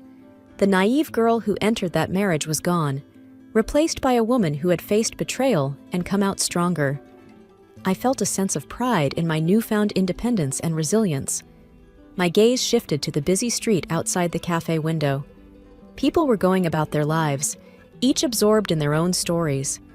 I felt a kinship with them, a shared understanding of the struggles and triumphs life brings. I took a sip of my coffee, its warmth spreading through me. I was starting over, but this time on my own terms. There was a future out there waiting for me, filled with possibilities and new beginnings. I was ready to embrace it, with my past as a lesson and my brother's support as my strength. My name is Emily, a 25-year-old with a life many would envy. My career in marketing had taken off faster than I dared to dream, and I was surrounded by a group of friends who were more like family. But for all my success, my love life was a series of unremarkable dates and fleeting connections. That was until a regular evening turned into something out of a storybook. It was a casual dinner with friends at a new restaurant, Savory Secrets. The place had a buzz about it, a mix of modern chic and cozy comfort. I was there with Sarah, my college roommate turned confidant, and Mike, the friend who always had my back. We were celebrating my latest promotion, and I remember feeling a mix of pride and excitement. Emily, you seriously need to take a break and enjoy yourself. You've earned it, Sarah said, raising her glass in a toast. Mike chimed in. Yeah, maybe you'll even meet someone interesting tonight. This place is swarming with potential. I laughed it off, focusing more on the intriguing menu. That's when Mark, the chef, approached our table. He was charismatic, with an easy smile and an apron that told stories of his culinary battles. Evening, folks. I'm Mark, the head chef. I couldn't help but overhear it's a special occasion. Mind if I recommend something off-menu? It's a creation I'm particularly proud of. His confidence was intriguing. Sure, why not? Surprise us, I replied, intrigued by this unexpected interaction. As Mark walked away, Sarah nudged me. He's definitely interesting, right? I brushed off her suggestion, focusing instead on the ambiance and the laughter of my friends. But I couldn't deny there was something about Mark that caught my attention. When the dishes arrived, They were a work of art. The flavors were complex and delightful, a perfect balance of innovation and comfort. Mark returned to check on us, and we struck up a conversation. He spoke about his journey as a chef, his dreams, and his passion for food. It was captivating to see someone so dedicated to their craft. "You really have a talent for this," I found myself saying. "This dish is amazing." Mark's eyes lit up with genuine appreciation. "Thank you, Emily. That means a lot. I hope I can cook for you again sometime." The night continued with more laughter and stories, but there was an undercurrent of something new and exciting. As we left the restaurant, Mark caught up with us at the door. "It was great meeting you all. Emily, I hope to see you back here soon. Maybe next time you can try another one of my special creations." His words lingered with me as we walked away. Sarah and Mike teased me about the obvious spark, but I brushed it off as just a pleasant encounter. Over the next few days, thoughts of Mark and his culinary magic kept drifting into my mind. There was an undeniable connection, something I hadn't felt in a long time. It was a feeling of curiosity, of wanting to know more about this person who had appeared so unexpectedly in my life. Returning to Savory Secrets became a new routine for me. Each visit was an opportunity to dive deeper into conversations with Mark. Our chats moved from culinary arts to dreams, aspirations, and shared laughs. It was refreshing, easy, and before I knew it, we were seeing each other outside the restaurant. One evening, as we walked through the city park, Mark turned to me and said, "You know, Emily, I've never met anyone who gets my jokes as much as you do." I laughed. "Well, I've never met anyone who can cook as well as you do. Guess we're even." Our dates were simple but special. We'd go for long walks, try out new cafes, or sometimes just sit and talk for hours. It felt like we'd known each other for years, not just weeks. One night, sitting on his couch, sharing stories of our childhood, Mark looked at me with a seriousness I hadn't seen before. "Emily, I don't know how to say this without sounding like I'm rushing things, but I feel something strong for you, something I haven't felt in a long time." His vulnerability struck a chord in me. "Mark, I feel the same way. It's like we found something rare and precious." The conversation that night was a turning point. We both acknowledged the deep connection we felt, and it wasn't long before we were talking about a future together. Things moved fast, and some of my friends, like Sarah, were cautious. "Emily, aren't you two moving too fast? I mean, it's great, but it's only been a couple of months," Sarah expressed her concern one day over coffee. "I know it seems quick, Sarah, but with Mark, it just feels right. I can't explain it," I replied, trying to convey the certainty I felt in my heart. Mark's passion wasn't just limited to his work. He was equally passionate about our relationship. He'd surprise me with little notes, impromptu dates, and always made sure to listen and understand me. It was a level of attention and care I hadn't experienced before. One evening, while we were having dinner at my place, Mark brought up the topic of marriage. "Emily, I've been thinking, what we have is unique. I don't want to wait to start our life together. How would you feel about getting married?" I remember feeling a rush of emotions, excitement, joy, a little bit of fear, but above all, a deep sense of connection. "Mark, I would love that. There's nothing I want more than to be with you." Our engagement was a whirlwind.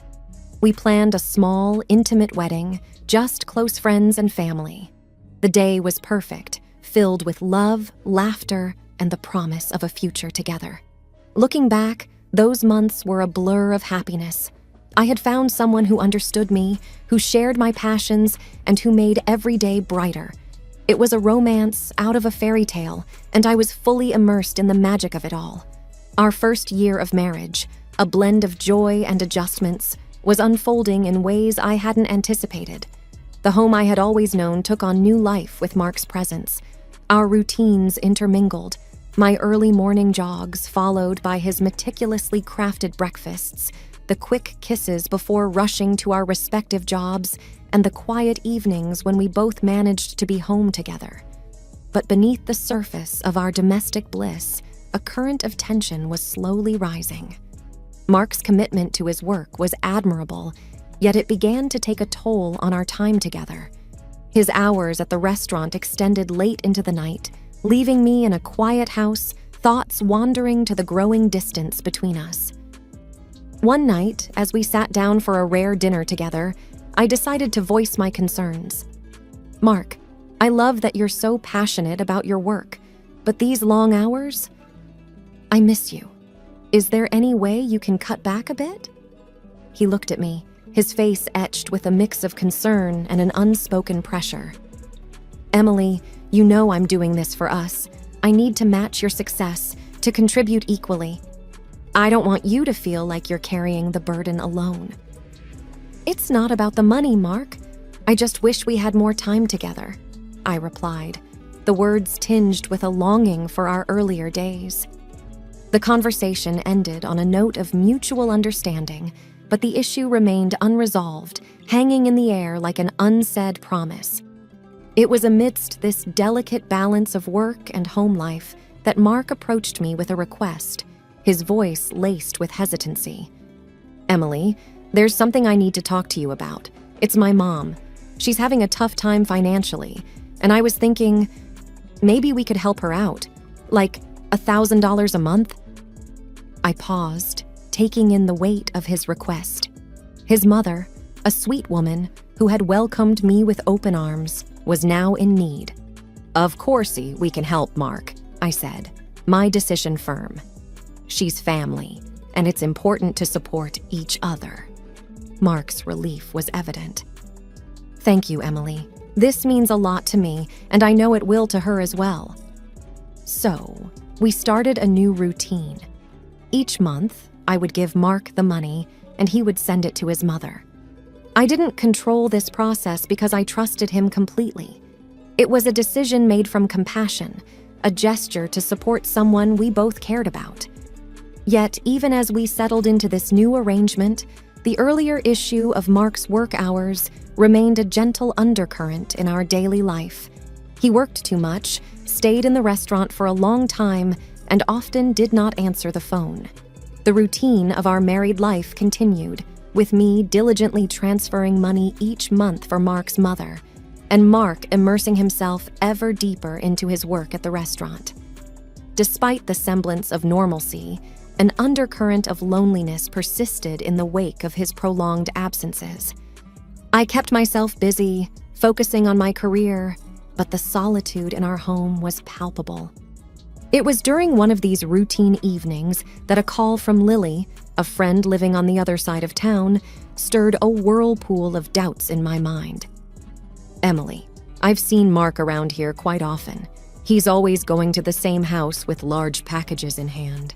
It's been happening for a while now." Her words sent a chill down my spine. "Are you sure it's Mark?" "Yes, I'm certain. It's just odd, don't you think?" Lily's voice was laced with concern. That night, I confronted Mark. His arrival home was met with my anxious query. "Mark, Lily says she's seen you frequently at a house on the west side. What are you doing there?" For a moment, there was a flicker of alarm in Mark's eyes. "Oh, that! It's nothing to worry about. Our restaurant has taken on a community project. We're helping out some elderly and needy people in that area with food and necessities." His explanation seemed plausible, yet something in the back of my mind nagged at me. "But why didn't you tell me about this project?" "It didn't seem important. It's just part of the job," he replied casually, but I could sense a hint of discomfort. Wanting to believe him, yet unable to shake off my doubts, I pressed further. "Can you show me something about this project? It just seems a bit unusual." Mark paused for a moment, then took out his phone. He scrolled through his photos and showed me a picture of himself standing next to an elderly man, both smiling at the camera. "See, this is Mr. Thompson, one of the people we're helping." The photo did bring some reassurance, but the seeds of doubt had already been sown. The smile on Mark's face in the picture seemed genuine, and the elderly man looked like someone who could use the help. Yet, why did I feel like something was still amiss? That night, as I lay in bed, Mark's regular breathing beside me, I couldn't help but feel a mix of relief and lingering suspicion. The photograph had partly allayed my fears, but Lily's words echoed in my mind, and a small part of me still questioned the truth of Mark's explanation. The days following the conversation about the charity work and the photograph Mark showed me slipped by in a haze of half-hearted reassurance. I wanted to believe Mark, to trust in the life we had built together, but the seeds of doubt, once planted, refused to wither away. My uneasy peace was shattered one afternoon by an unexpected delivery. A courier van stopped in front of our house, and a young man rang the doorbell, a large box in his arms. "Package for you," he said, handing me a clipboard. Confused, I looked at the box and then at the delivery note. "There must be some mistake. We didn't order this." He checked the address and the name on the note. "It's all here, correct address, signed off by a Mark. It's baby supplies, diapers, baby food." I felt a chill run down my spine. "Baby supplies?" "Yeah. You sure they're not yours?" he asked, a puzzled look crossing his face. "No, they're not," I replied, my voice barely a whisper. The courier scratched his head. "Well, maybe your husband ordered them for someone else. He orders similar stuff to another address quite often." His words struck me like a lightning bolt. Another address? The same one Lily had mentioned seeing Mark go to with packages? I handed the box back to the courier. "There's been a mix-up. These aren't for us." The courier seemed to sense my distress. "Maybe your husband just got the addresses mixed up." "Happens sometimes." As he drove away, I stood there, rooted to the spot, my mind racing. The coincidence was too glaring, the implications too stark to ignore. I needed answers, and I needed them now. Determined, I went inside, grabbed my keys, and headed straight to my car. The address, the same one Lily had seen Mark visiting, was now my destination.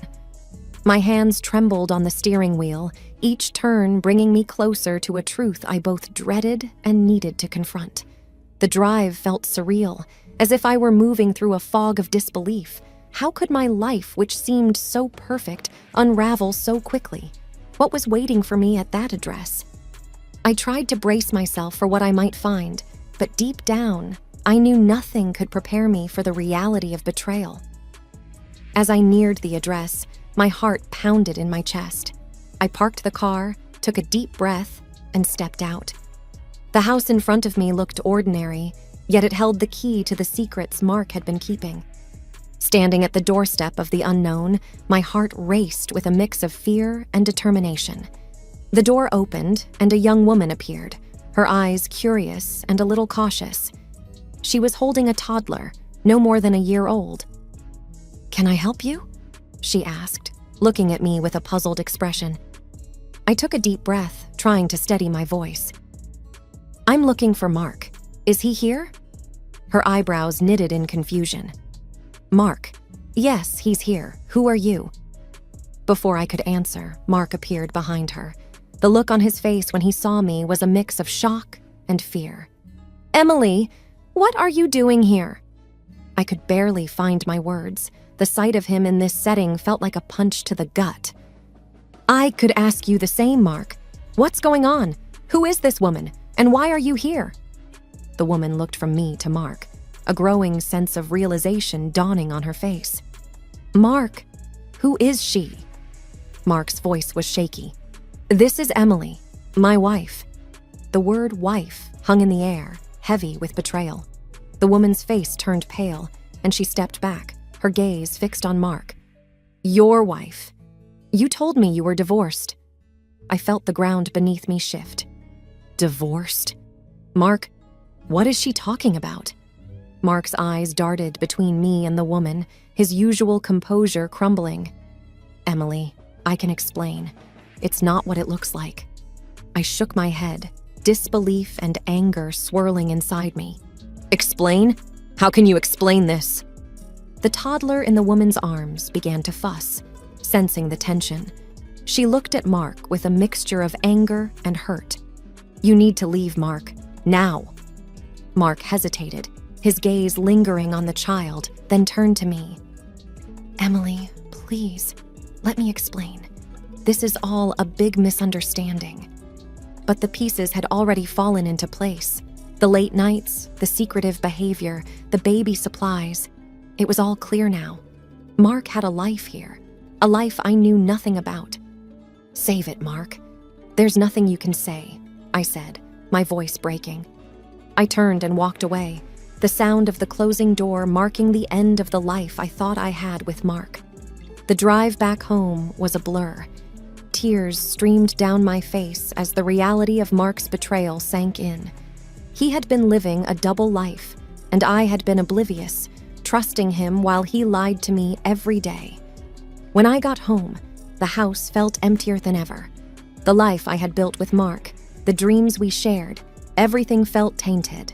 I sat there, alone, trying to process the magnitude of what I had just discovered. The future I had envisioned with Mark was gone, replaced by a painful uncertainty and a deep sense of betrayal. The days following the revelation felt like walking through a fog. I moved through the motions of my daily life, but everything seemed dull and distant. The pain of Mark's betrayal was a constant ache, a reminder of the trust I had placed in him and how it had been shattered. Mark tried to reach out, his messages and calls filling up my phone, but I couldn't bring myself to answer. I needed space, time to think and to heal. The idea of facing him, of hearing his explanations, was more than I could bear.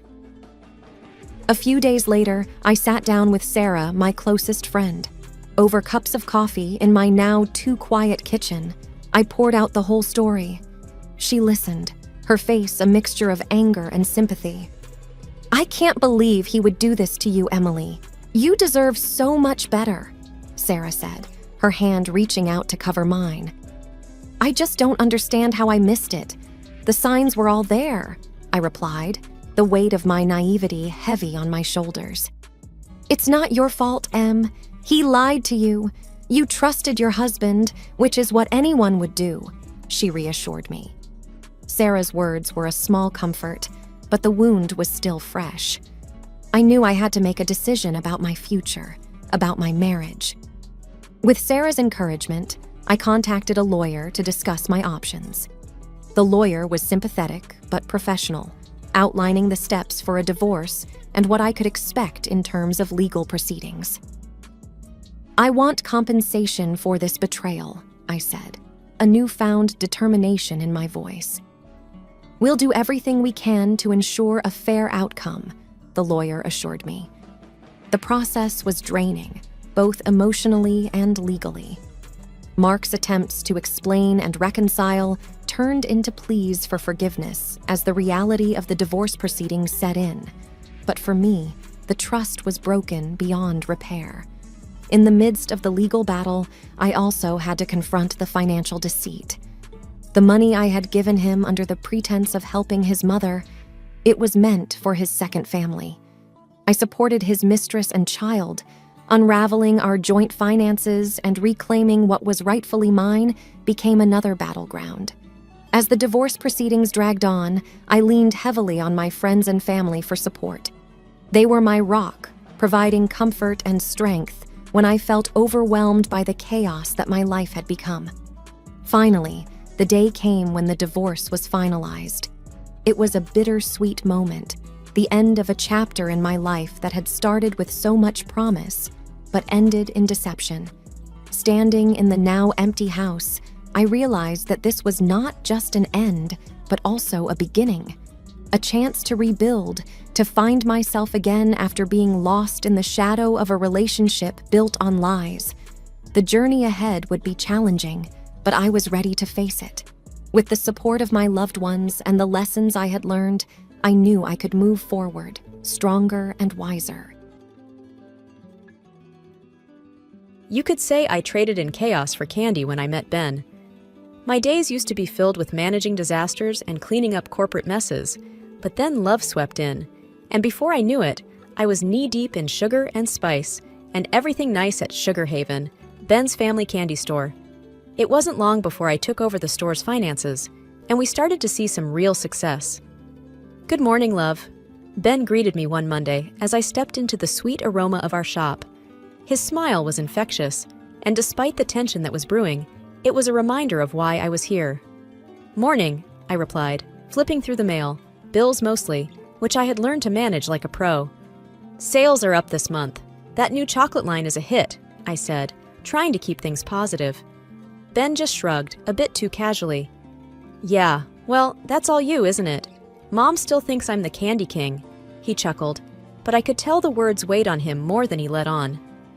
Speaking of the devil, Linda waltzed in, all smiles and no sense of personal space. "Benjamin, my boy, you've outdone yourself. The store looks fabulous," she beamed, patting her son on the back. Her gaze then slid over to me, and her lips pursed just slightly. "Anna, still playing shopkeeper, I see." I let out a soft sigh. "Good morning, Linda. And yes, playing shopkeeper is keeping us in the black," I responded, keeping my tone even. It was too early for a spat, and the last thing I wanted was to give her the satisfaction of seeing me ruffled. She tisked, waving a hand in dismissal. "Numbers, numbers. You should leave that to the accountants and help my son with the real business." Her eyes glinted with that all-too-familiar mix of disdain and condescension. Before I could answer, Ben stepped in. "Mom, Anna's doing more than fine. We're doing great because she's got a head for business." He slipped an arm around my waist, a silent show of solidarity. Linda sniffed, clearly not convinced. "Well, as long as my boy is happy, I suppose that's what matters." And with that, she flounced off to the other side of the store, presumably to find some other way to remind us of her presence. Ben squeezed my side apologetically. "Don't let her get to you," he murmured. I shook my head, forcing a smile. "I'm not. Let's just focus on the shop, okay?" And focus we did. With each day, Sugar Haven became more than just a candy store. It was our little piece of paradise. At least that's what I thought until everything began to crumble. I started noticing the changes when the deliveries got more frequent, and they weren't full of sugar or spice, but things that had price tags that made my stomach drop. "Another package, Ben?" I asked one evening as I locked up the register. I held up a sleek gadget still in its shiny packaging. It looked expensive. "Oh, that's the new phone I ordered," Ben said with a grin as he cut open the box like a kid on Christmas. "Top of the line." I raised an eyebrow. "Don't we have other things to invest in? The mixer in the back has been making that funny noise."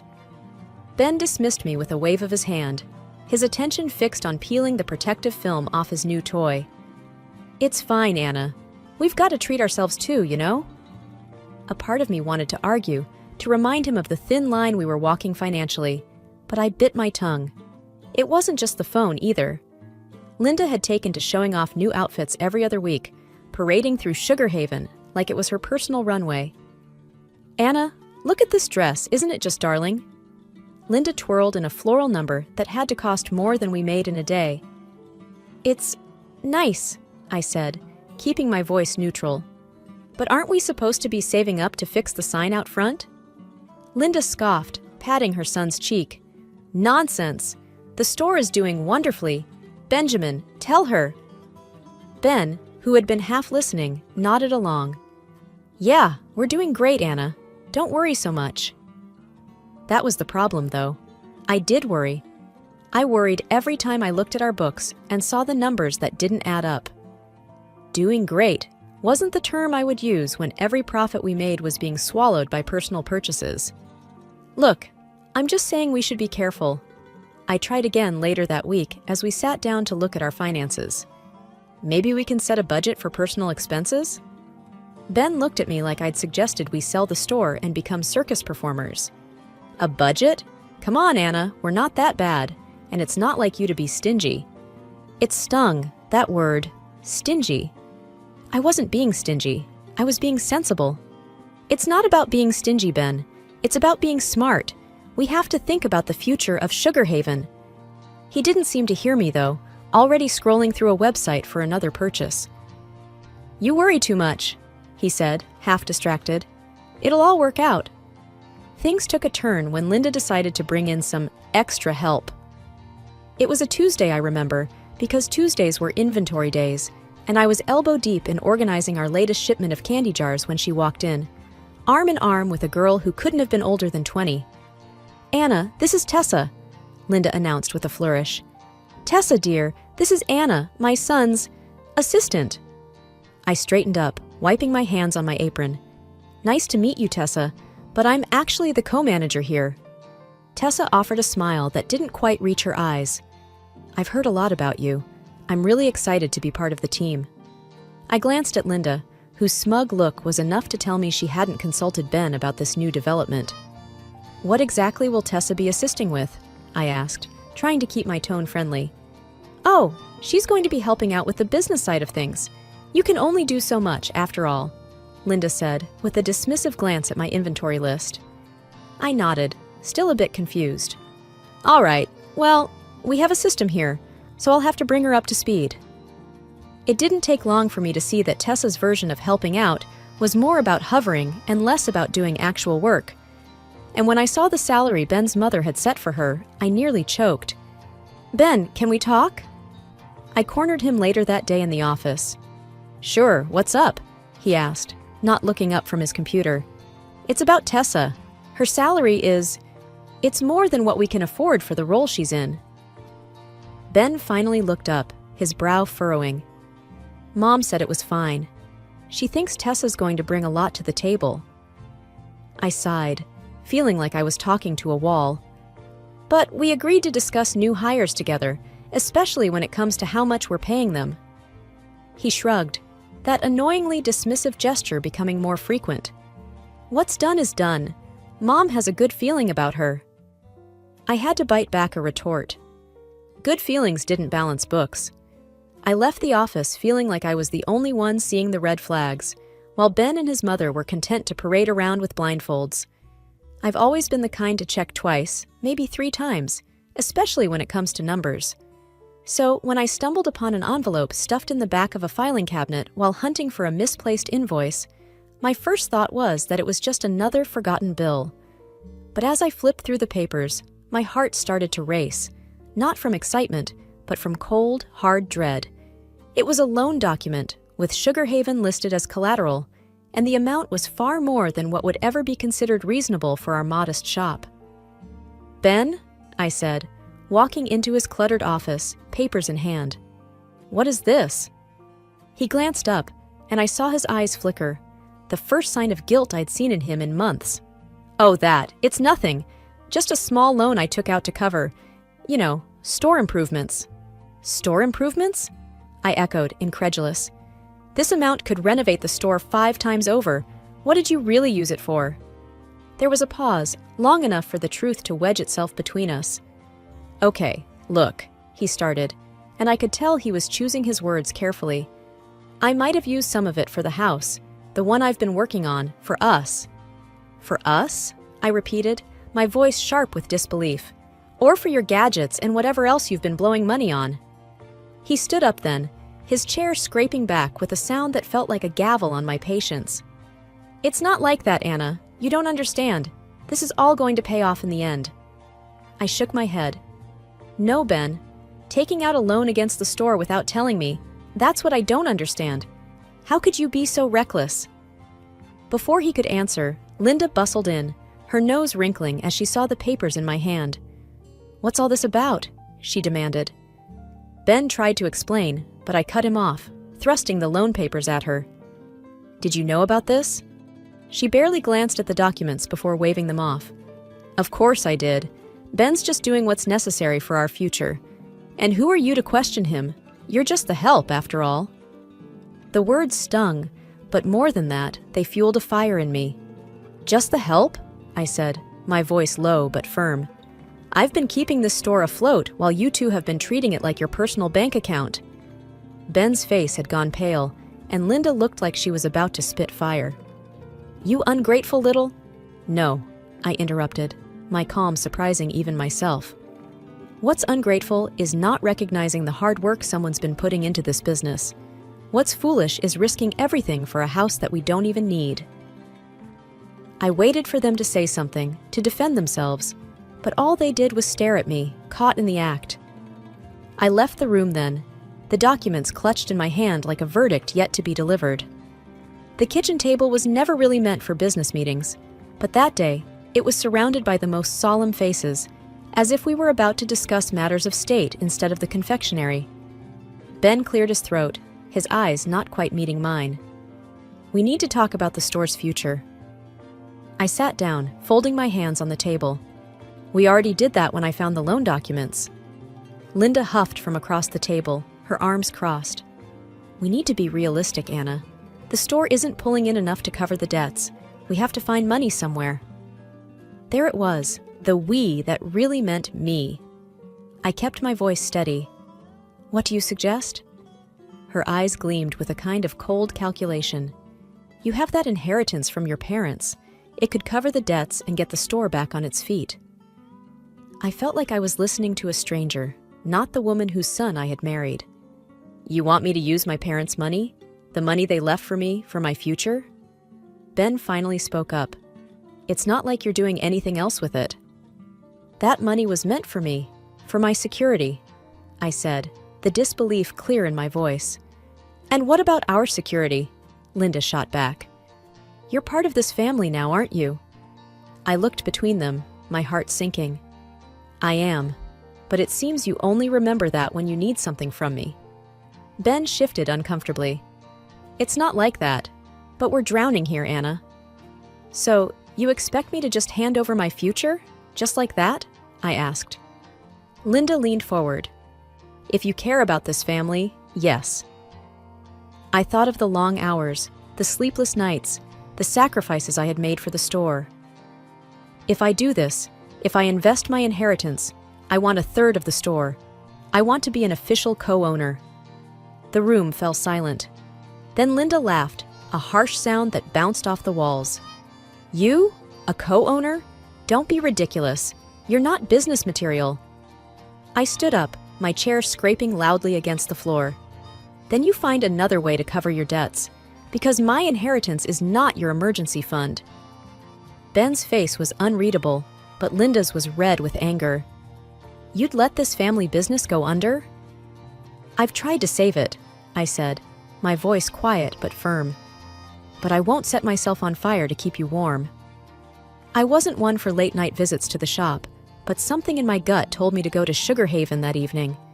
The place was dark, which was expected, but the faint glow of a light from the back office wasn't. I pushed the door open, the familiar tinkle of the bell sounding almost ominous in the silence.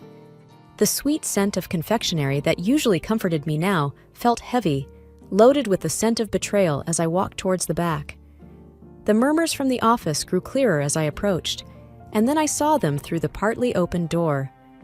Ben, with his arms around the new assistant, Tessa, who giggled at something he whispered in her ear. I pushed the door open fully, and they sprang apart, their expressions turning from shock to guilt within seconds. Anna, Ben stammered, straightening his shirt. What are you? It's not what it looks like.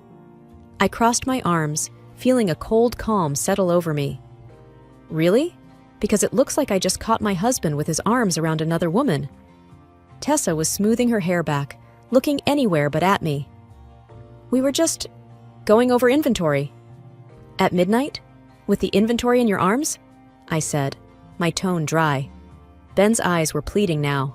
Anna, please, you're blowing this out of proportion. I laughed, short and humorless. Am I? Because from where I'm standing, it looks pretty clear to me. He took a step towards me, and I held up a hand. Save it, Ben. I don't know what's worse, the cheating or the pathetic lies. Tessa finally spoke up, her voice small. I'm sorry, Anna. I didn't mean for any of this to happen. I looked at her, really looked at her, young, naive, and caught in the web of a man who couldn't take responsibility for his actions. You should be, and you should also be looking for another job. Ben's protest was immediate. You can't fire her for this. I turned to him, my resolve steeling. I can and I will, and I'll be looking for a good lawyer in the morning." His face paled. "Anna, please, let's talk about this." "There's nothing to talk about," I said, cutting him off. "You've made your choices. Now you get to live with them." I didn't wait for his response. I walked out of there with my head held high, the sound of Ben calling after me fading into the background. The morning after, I caught Ben was bright, a stark contrast to the mood in our home. I'd spent the night at my own place, the one I kept as a rental property. As I sat at the kitchen table, my phone buzzed with a message from Ben. I considered not even reading it, but curiosity got the better of me. It was a photo of a bank letter addressed to Ben, the words, "Final notice," and "immediate repayment required," standing out. Beneath it, he'd typed a message. "We need to talk. This is serious." I typed back a simple, "On my way," and got ready to face the music. When I arrived at the confectionery, Ben and Linda were already there, pacing like caged animals. Linda spotted me first, and her expression soured. "Decided to show up, did you?" she snapped as I walked in. I nodded, holding her gaze. "You wanted to talk?" Ben held out the letter to me. "The bank's coming down hard. We could lose everything." I scanned the letter, the numbers not surprising me, but still making my stomach turn. "So, what's your plan?" Linda's plan was apparently to glare daggers at me. "We wouldn't be in this mess if you just helped us when we asked." Ignoring her, I addressed Ben. "What are you going to do?" He ran a hand through his hair, looking defeated. I thought you could pay it off, with your inheritance." My laugh was bitter. "And I told you, I'm not doing that without a stake in the business." Linda stepped forward. "You're being unreasonable, Anna. This is a family business." I met her challenge with a calm I didn't feel. "And where was this family when your son was spending money we don't have and hiring his friends for fun?" Ben started to say something, but stopped, his eyes dropping to the floor. "You don't get to play the family card only when it suits you," I continued. "We'll figure something else out then," Ben muttered. "You'll have to," I agreed. Then Linda did something unexpected. She smiled, but it wasn't pleasant. "Fine, but if you're not going to help, then you're out. We'll manage without you. You're fired." I stared at her, letting the silence stretch out before I matched her smile with my own. "Okay."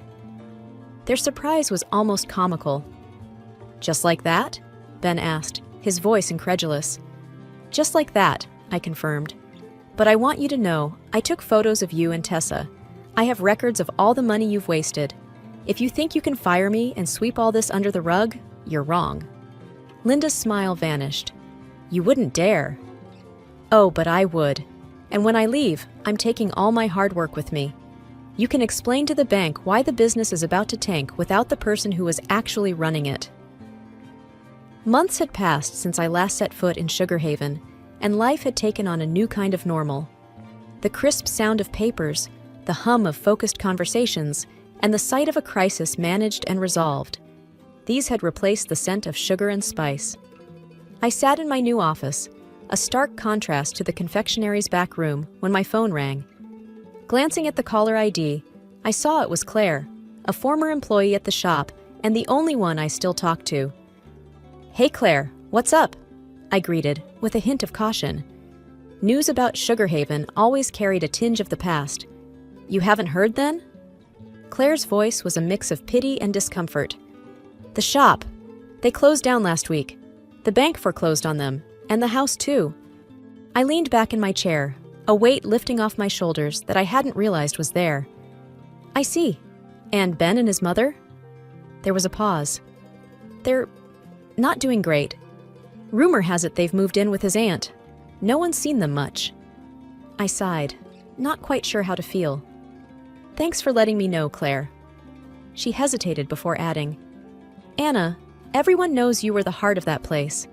It was never the same after you left." A small, sad smile touched my lips. "I appreciate you saying that. How about you? Found a new job yet?" "Yeah, I'm working at a bakery downtown. It's not Sugar Haven, but it's a start." "That's great to hear. You always had a talent for baking. I'm sure you'll do well there." We chatted for a few more minutes before saying goodbye. I hung up and looked out the window at the bustling street below. There was a knock at my door, and my assistant peeked in. "Your 3 o'clock is here, Anna." "Thanks, send them in," I responded, shaking off the remnants of nostalgia.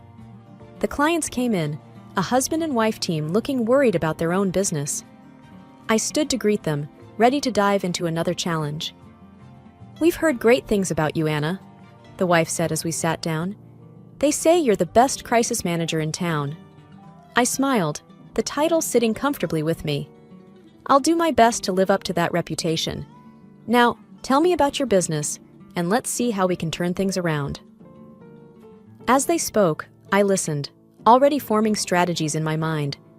This was my world now, where every problem had a solution and every crisis was an opportunity. Sugar Haven and its bitter memories were behind me, and ahead was a path that I had forged for myself, a path of resilience, redemption, and rebirth. The meeting stretched on, the client's initial anxiety giving way to hopeful smiles as we discussed possibilities. They left with a renewed sense of purpose, and I turned back to my desk, my heart lighter than it had been in a long time. In the end, I realized that sometimes the sweetest outcomes come after the most bitter trials, and the future was mine to create, one careful step at a time. I'm Liz, and by some twist of fate, I'm married to the most amazing guy I've ever met, Alex. We're both 28, got our own place, pay our bills, and live a life that's ours. It's been a year since we said I do, and honestly, life's been good, except for one little thing: Alex's parents. Now, don't get me wrong, I never expected to be the daughter-in-law in shining armor, but I also didn't expect to be the family's unwanted guest. The day I met my in-laws, it felt like walking into a lion's den with a stake tied to my neck. My mother-in-law, Jane, had this way of looking at me, like she was trying to figure out if I was more of a nuisance or just plain boring.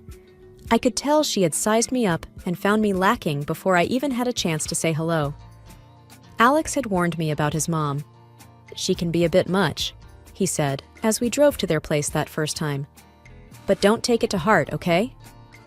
I didn't. Or at least I tried not to.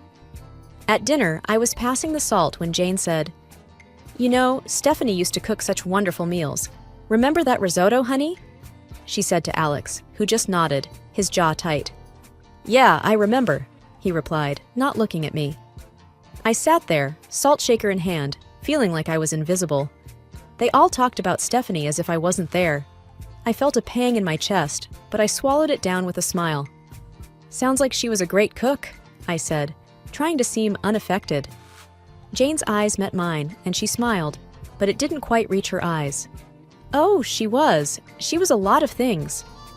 That night, I told Alex how I felt. "It's like she's measuring me against some ghost." Alex hugged me close. "You're the one I chose, Liz. That's all that matters." I wanted to believe him, but as I'd learned, Jane had a long game in mind, and I was the pawn she was eager to sacrifice. I just didn't know it yet. Living with an allergy isn't just inconvenient, it's like having a shadow that's constantly whispering danger in your ear. Since I was a kid, peanuts have been my arch nemesis. It started with a spoonful of peanut paste and a trip to the emergency room that left my parents with a crystal clear message. Keep her away from peanuts and a whole host of other foods if you want her to grow up. It's not just peanuts, though. Soy, peas, cherries, almonds, tomatoes, apricots, bananas, and even potatoes, they're all off limits. It's a list that makes waiters raise an eyebrow and friends hesitate to invite me over for dinner. It's also a list that my mother-in-law, Jane, knows by heart, yet she somehow manages to question every single time we're over for dinner. "Are you sure you can't even have a little bit of this pie? It's got almond extract," she'd ask, with a tone that hovered between concern and disbelief. I would smile politely, though I'd rather not, and say, "Yeah, I'm sure. Thanks, though." It was the same dance every time. I remember once, at a family gathering, I was navigating the buffet, a mental checklist running through my head. Alex was by my side, plate in hand, trying to help me find something safe to eat. That's when Jane swooped in, her voice sickly sweet. "Liz, you must try this casserole. I made sure it was Liz-friendly," she announced, but the glint in her eye didn't match her nurturing words. Alex paused, his fork midair. "Mom, you used cream of mushroom soup in this, right?" he asked, knowing full well that many brands included soy, a big no-no for me. Jane's smile faltered for a second. "Oh, I think so. It should be fine." But it wasn't fine, and we both knew it. We made our excuses, me leaving the casserole untouched. But the incident stuck with me. It was a small victory in what felt like an ongoing battle, a battle where Jane held all the cards because she controlled the kitchen. I've learned to navigate this world with careful steps. Eating out is a strategic operation. Alex and I were at our favorite Italian place, a rare find that understood the gravity of food allergies. I'd recited my usual spiel to the waiter, who nodded understandingly. Alex watched me with those soft eyes of his, the ones that said he'd do anything to make my life easier. "You okay?" he asked after the waiter left. "Yeah, I'm fine. I just hate making a fuss," I replied, folding my napkin on my lap. "You're not making a fuss. You're making sure you don't, die," he said, half joking, half serious. I laughed, a short, grateful sound. Well, when you put it that way. After dinner, as we walked under the clear night sky, I felt light, happy. That's when my phone buzzed with a text from Jane. Her words were like a cloud over the moon, darkening the moment. "Be careful, Liz. Not everyone takes your condition seriously. Wouldn't want anything to happen to you." I read the text to Alex, who wrapped an arm around me, pulling me close. "She's just trying to get to you," he said. But as much as I wanted to shrug it off, I couldn't shake the feeling that Jane's message was more than just a jab. It was a warning, a reminder that my allergy made me vulnerable, not just to food, but to people like her, who saw it as a weakness to be exploited. The rest of the walk home, I couldn't help but think about all the close calls, all the accidental exposures, and how easily something could go wrong. It wasn't just the peanuts, or the soy, or the peas. It was the realization that my allergy was more than a personal battle. It was a chink in my armor that someone like Jane could see as an opportunity. And that thought was scarier than any allergic reaction I'd ever had. Dinners at Jane's house were always a production, like a play where everyone knew their parts except me. I was the wild card, the one who could unintentionally cause a scene with a single bite. Alex tried to make it better, but there's only so much you can do when you're playing in someone else's home court. One particular evening, the tension was as thick as the gravy on the table. Jane was bustling around, placing dish after dish on the table. I sat there, my own plate empty, waiting to figure out what I could eat without a trip to the hospital. "Alex, darling, pass the green beans to Liz. They're just divine," Jane said, her voice dripping with a sweetness that didn't reach her eyes. I eyed the beans, but something seemed off. "What's in them?" I asked. "Oh, just a touch of almond slivers for crunch," she said, waving a hand dismissively. I put my hand up, stopping Alex's reach. "I can't eat those, remember? Almonds are a no-go for me." Jane feigned surprise, a hand to her chest. "Oh dear, I must have forgotten. Silly me." Alex's chair scraped back as he stood up. "Mom, this is serious. Liz could end up in the hospital." His voice was firm, edged with a frustration that made Jane's eyes narrow just a little. "I just wanted to make something nice," she said. "It's not my fault Liz has all these allergies." The room fell into an uncomfortable silence. The other relatives glanced around, forks paused midair, not sure where to look. I felt a flush creeping up my neck, embarrassed by the spotlight. Alex's dad, Mark, tried to break the tension. "Let's just enjoy the meal, shall we? There's plenty Liz can eat." But the damage was done. The rest of the dinner passed in strained politeness, with Jane asking pointed questions about my allergies, as if she were taking notes for next time. Later, when Alex and I were alone, he apologized. "I'm sorry, Liz. I should have double-checked everything before we came." I shook my head, tired of feeling like a problem to be managed. "It's not your fault, but I'm starting to think your mom does these things on purpose." He didn't answer, and he didn't need to. We both knew the truth. Jane was serving up a side of malice with every meal, and I was the main course. I could always tell when Jane had been working on Alex. He'd get this distant look in his eyes, like he was seeing me, but also seeing through me, weighing her words against his own judgment. This particular evening, it was like a cloud had settled over him, and I knew it before he even said a word. Mom thinks we should consider... Well, she thinks we might not be thinking about the future enough, Alex muttered, not meeting my eye as he fumbled with the TV remote. The future? I asked, a sinking feeling in my gut. Yeah, kids and your health issues, he continued, the word issues hanging awkwardly in the air between us. I felt a tightness in my chest. She talked to you about my allergies again, didn't she? He sighed, setting the remote down. She's just worried, Liz. She thinks it's a lot for us to handle, especially if we want a family. I bristled. We've talked about this. I've managed so far, haven't I? And there are plenty of people with allergies who have kids. Alex ran a hand through his hair, a sure sign he was stressed. I know, it's just... She has this way of making me doubt things. The room was quiet for a moment, the tension thick. I watched him, this man I loved, wrestling with the seeds of doubt his mother had planted. Alex, do you doubt us? I asked, my voice barely above a whisper. No. He looked up, finally, his eyes clear and firm. No, I don't. I just hate that she keeps bringing it up. I hate that it makes us fight. I reached for his hand, our fingers intertwining. We're not fighting.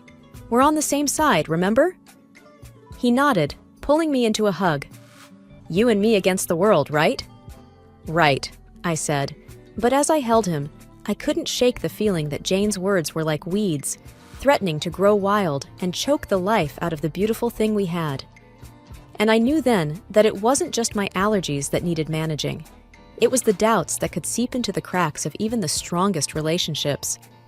The news of my pregnancy came as a surprise, a happy one for Alex and me, a complicated one for everyone else. The day we announced it to his parents, Jane's reaction was like watching a robot trying to mimic human emotions. A pause, then a smile that didn't quite match the situation. We're going to have a baby, Mom, Alex said, his voice a mix of pride and caution as he gauged his mother's reaction. That's wonderful, Jane managed to say, the words sounding foreign in her mouth. We must have a family dinner to celebrate. I was skeptical. Celebrations at Jane's were never just celebrations, but I saw the hopeful look in Alex's eyes and agreed. The night of the dinner, the house was buzzing with relatives. Jane was the perfect hostess, floating from guest to guest with a grace that felt almost genuine. When she reached us, her smile was practiced. Congratulations, Liz, she said.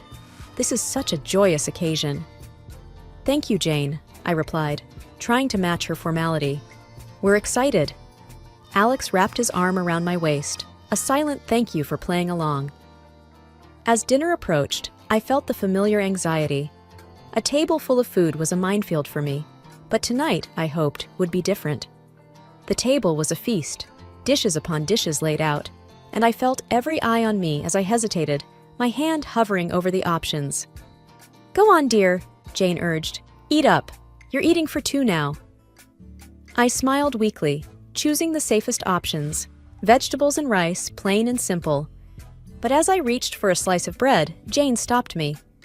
Actually, maybe not that one, she said quickly. I'm not sure if the baker used soy flour. I paused, bread in hand, and met her gaze. There was a flicker of something there. Concern, or was it a challenge? Thank you for letting me know, I said, putting the bread down. But the warning bells were already ringing in my head. How did she know about the soy flour? It seemed too close a call, too perfect a save. The rest of the meal passed in a blur, congratulations mingling with the clinking of glasses. But I couldn't shake the feeling that Jane's hospitality was a veneer, and beneath it lay a trap, set and waiting for just the right moment. The family dinner in honor of our future baby was nothing short of a banquet. Jane had outdone herself, and there was a spread that would make a Thanksgiving dinner look modest. But my stomach was in knots, not from hunger, but from fear. Every dish was a potential hazard, a hidden enemy that could send me to the hospital, or worse. As we all took our seats, the chatter around the table was lively, filled with the usual family gossip and stories. Jane was at the head of the table, presiding over the feast like a queen in her court. She called everyone to attention with a gentle tap of her glass. Before we begin, I just want to say how thrilled we are to be celebrating Liz and Alex's upcoming addition to our family, Jane announced, her voice steady and clear. There was a round of hear, hear, and applause. I forced a smile, feeling Alex squeeze my hand under the table. Thank you, everyone, I said. We're really looking forward to this new chapter in our lives. The meal began, and I tentatively picked at my food, choosing the simplest items. Alex watched me, his brow furrowed with concern. You doing okay? He asked quietly. Yeah, just being careful, I replied, pushing a roasted potato around my plate. Jane's eyes were on me, and I felt like a specimen under a microscope. Liz, you haven't touched your salad. The dressing is on the side, just as you like it, she said, her voice tinged with a forced cheerfulness. Thank you, Jane. I'm just not much of an appetite tonight, I said, avoiding the salad that I knew could easily contain hidden allergens. As the dinner wore on, the tension grew. Every time Jane offered me something, my anxiety spiked. The room felt hot, the walls inching closer with each passing minute. Then came the cake. It was a beautiful confection, layers of sponge and cream that made the room ooh and ah. Jane cut a slice and handed it to me with a smile that might have been genuine if I hadn't known better. For the mom-to-be, she said. I looked at the cake, then at Alex, then at Jane. I really shouldn't, I said, but it looks delicious. Oh, come on, Liz. One little bite won't hurt. For the baby, Jane pressed, her voice sweet as the icing. That's when Alex's dad, Mark, stepped in, his hand swift as he knocked the plate from my hands. The cake tumbled to the floor, and a stunned silence fell over the room. What the hell, Dad? Alex exclaimed, his voice a mix of anger and confusion. Mark stood, his face pale but his voice firm. I saw the label in the trash. That cake has peanut oil in it. The room erupted in chaos. Jane's face was the picture of shock, but her eyes gave her away. There was a flash of something there. Fear, maybe? Guilt? Alex stood, his chair clattering behind him. Mom, did you know about this? He demanded. Jane's mouth opened and closed, but no words came out. And in that moment, the truth was as clear as the danger that had been on my plate. The room was dead silent after Mark's revelation, the dropped cake like a crime scene on the hardwood floor. Everyone's eyes were locked on Jane, who seemed to shrink under the collective gaze. Mom, is it true? Did you know? Alex's voice cut through the tension, sharp and demanding. Jane's eyes flickered with something dark before she regained her composure. Of course not. I would never. Her voice trailed off, unconvincing. Mark wasn't having any of it. I saw the shopping list, Jane. Peanut oil for cake. It was right there, in your handwriting, he said, his voice steady but laced with disappointment. The murmurs around the table grew louder, a mix of disbelief and anger bubbling up from the family. Alex was shaking his head, his hands balled into fists. How could you, Mom? Liz could have died. I was frozen in my seat, the gravity of the situation anchoring me down. This wasn't just carelessness or forgetfulness, it was intentional. Jane's mask finally slipped, her face twisted in anger. I didn't want it to come to this, but she's not right for you, Alex. She's weak, and now she's bringing a child into this world who will be just like her. Alex took a step toward his mother, incredulous. Weak? Liz is the strongest person I know. And you? How could you be so cruel? I could feel the eyes on me, waiting for me to break down, to crumble under the weight of Jane's words. But I didn't. Jane, I said, my voice surprisingly calm, you've made your feelings very clear. But this is not just about me. This is about a family, your grandchild. Jane looked away, her jaw clenched, and for the first time, I saw the hint of fear in her eyes. Maybe she realized that her actions hadn't just endangered me, but her relationship with her son, her reputation, everything. The rest of the evening was a blur. There were arguments, tears, and hushed conversations as the family tried to process what had happened. Alex and I left early, the weight of the evening heavy on our shoulders. We didn't speak much on the drive home. What was there to say? The truth was out, and with it, The facade of a polite, if not happy family was shattered, all because of a peanut. The drive home was quiet, the kind of silence that's heavy, filled with things unsaid. When we finally walked through our front door, Alex and I just stood there, the echo of the night's drama still ringing in our ears. Alex was the first to break the silence. "I can't believe my own mother would do something like that," he said, his voice hollow. I sat down on the couch, the cushion failing to comfort me. "I know, it's a lot to take in." He sat beside me, taking my hands in his. "I'm so sorry, Liz. It's unforgivable." I looked at him, seeing the pain in his eyes, and my heart ached. "It's not your fault, Alex. We couldn't have known she'd go this far." But the truth was there, hanging between us. Jane had crossed a line, and there was no going back. The family was in pieces. Some stood by us, shocked and appalled by Jane's actions, while others struggled to wrap their heads around the reality of the situation. The next few days were a whirlwind. Alex's phone buzzed constantly with messages and calls. Relatives wanted to express their shock, their support, their apologies. And through it all, there was a deafening silence from Jane. No apologies, no explanations, nothing. Alex finally broke the news to me a week later. "Dad's left her. He can't get past what she did. He said it's been a long time coming." I wasn't sure how to feel. Relief, sadness, pity? "And Jane?" I asked tentatively. "He said she's not handling it well. She's alone now," Alex replied, a twinge of something like regret in his tone. We sat in our living room, the walls we'd painted together, the furniture we'd picked out during countless trips to the store. It was our home, filled with our memories, our love. And outside, there was a storm brewing, one that threatened to uproot everything we knew. But in that moment, I realized that no matter what happened, we had each other. We were a team, about to bring a new life into the world, and that was what mattered. "I love you, Liz," Alex said, pulling me close. "I love you too," I whispered back. The fallout from that night would linger. The scars it left on our family would take time to heal. But as I looked at Alex, at the life we'd built, and the future we were about to embark on, I knew that we'd weather any storm together. And as for Jane, she was a chapter in our lives that we had closed, a story that we wouldn't let define us. From now on, it was just us, our baby, and the road ahead. Whatever it brought, we'd face it together. I'm Jane. I had just turned 28 when I thought I met the love of my life, Mike, and everything happened so fast. We were married within a year of meeting. Mike is an accountant, tall, with a laugh that could light up any room. I work in digital marketing, love to paint on weekends, and I have always been more of a planner. We balanced each other out, or so I thought. It was the day after our wedding, and our living room was piled high with wrapped presents and envelopes. There was a chaotic beauty to it all, the remnants of our celebration. That's when Mike's parents, Carol and Dave, dropped by.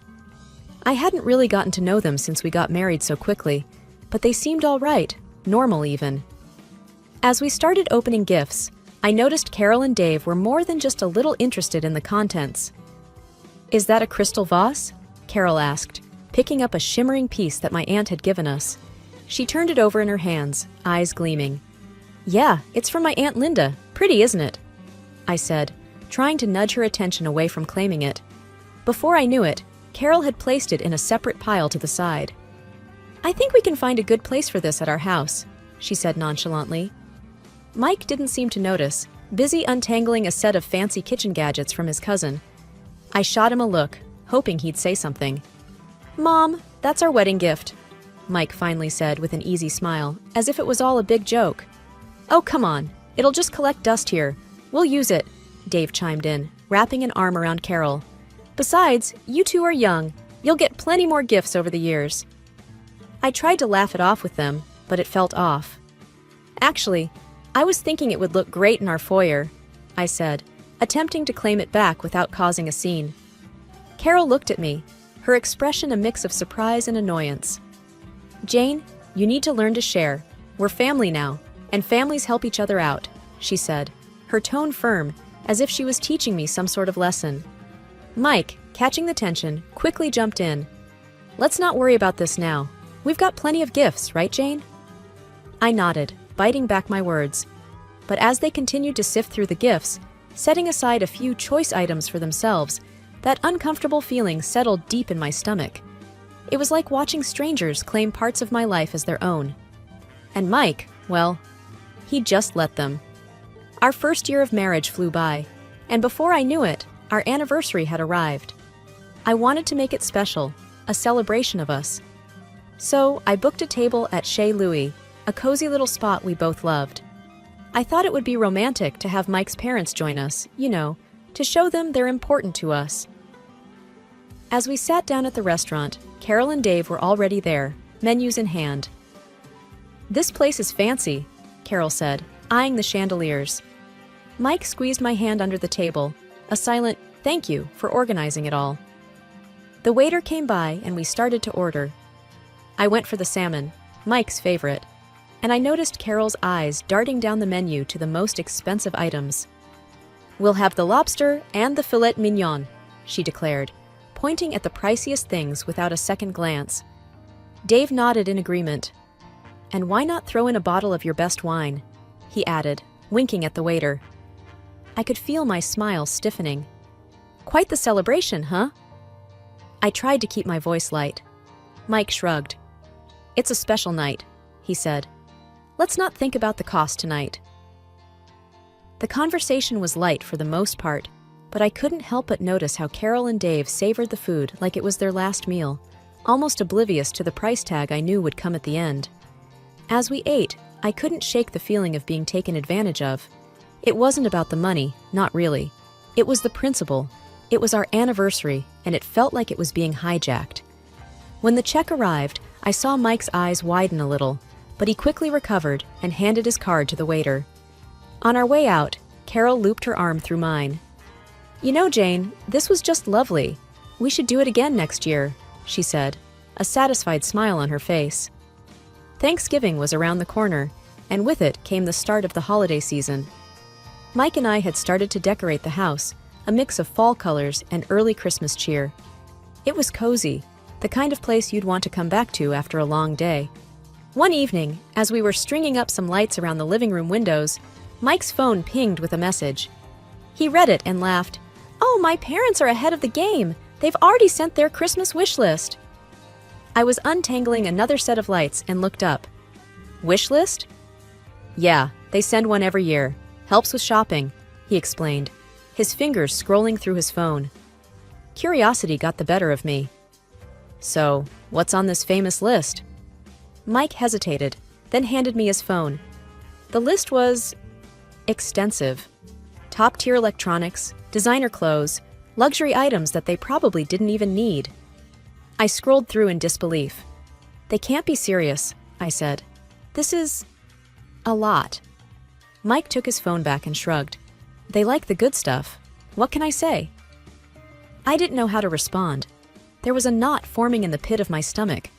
Mike's birthday was also coming up, and I'd been so excited to give him the watch he'd been eyeing for months. Now it felt like any gift would be less about us and more about fulfilling a list. When it came to us making our list, I couldn't help but feel petty making one at all. "Maybe we should just ask for charitable donations in our name," I suggested half-heartedly. Mike laughed. "Good one, but seriously, what do you want? You need a new laptop, right?" The holidays rolled around, and I got Carol and Dave a nice coffee maker, nothing too fancy but practical. They, in turn, gave me a set of scented candles. They were nice, but the difference was stark. I didn't say anything. Mike seemed happy with the fancy drone they got him, though. The unspoken rule was clear. We were expected to give big and receive small. It didn't feel right, but bringing it up only seemed to cause tension. So, I kept quiet, wrapping gifts and pasting on a smile for the holidays. But inside, I was beginning to count the costs, not just in dollars, but in the emotional toll this was starting to take. I was at my desk, staring at the computer screen when the email notification popped up. It was my quarterly bonus, bigger than I had expected. My first thought was to do something meaningful with it, something for Mike and me. So, I booked us a trip to Paris. We had talked about going since we met, and it felt like the perfect time to make that dream happen. That night over dinner, I told Mike about the surprise. His face lit up like I'd never seen before. "Paris? Really? Babe, that's amazing!" he exclaimed, getting up to kiss me. I was basking in the joy of the moment when his phone rang. It was his mom. I could tell by the way his face changed. "Yeah, she booked us a trip to Paris," he said into the phone, and I knew I should have asked him not to say anything just yet. Mike's enthusiasm dwindled as he listened more and more. I know you've always wanted to go." He trailed off, looking at me with a pained expression. I felt my heart sink. He hung up and there was a heavy silence. "They want to come with us," he said finally, almost like he was asking for permission. I sat there, my fork halfway to my mouth, paused in midair. "To Paris? With us?" I asked, trying to keep my voice steady. "Yeah. They said they've never been and always wanted to go," Mike explained, running a hand through his hair. "I think we should take them." The room felt suddenly too small. "It's supposed to be for us, Mike. Our trip," I said, feeling a tightness in my chest.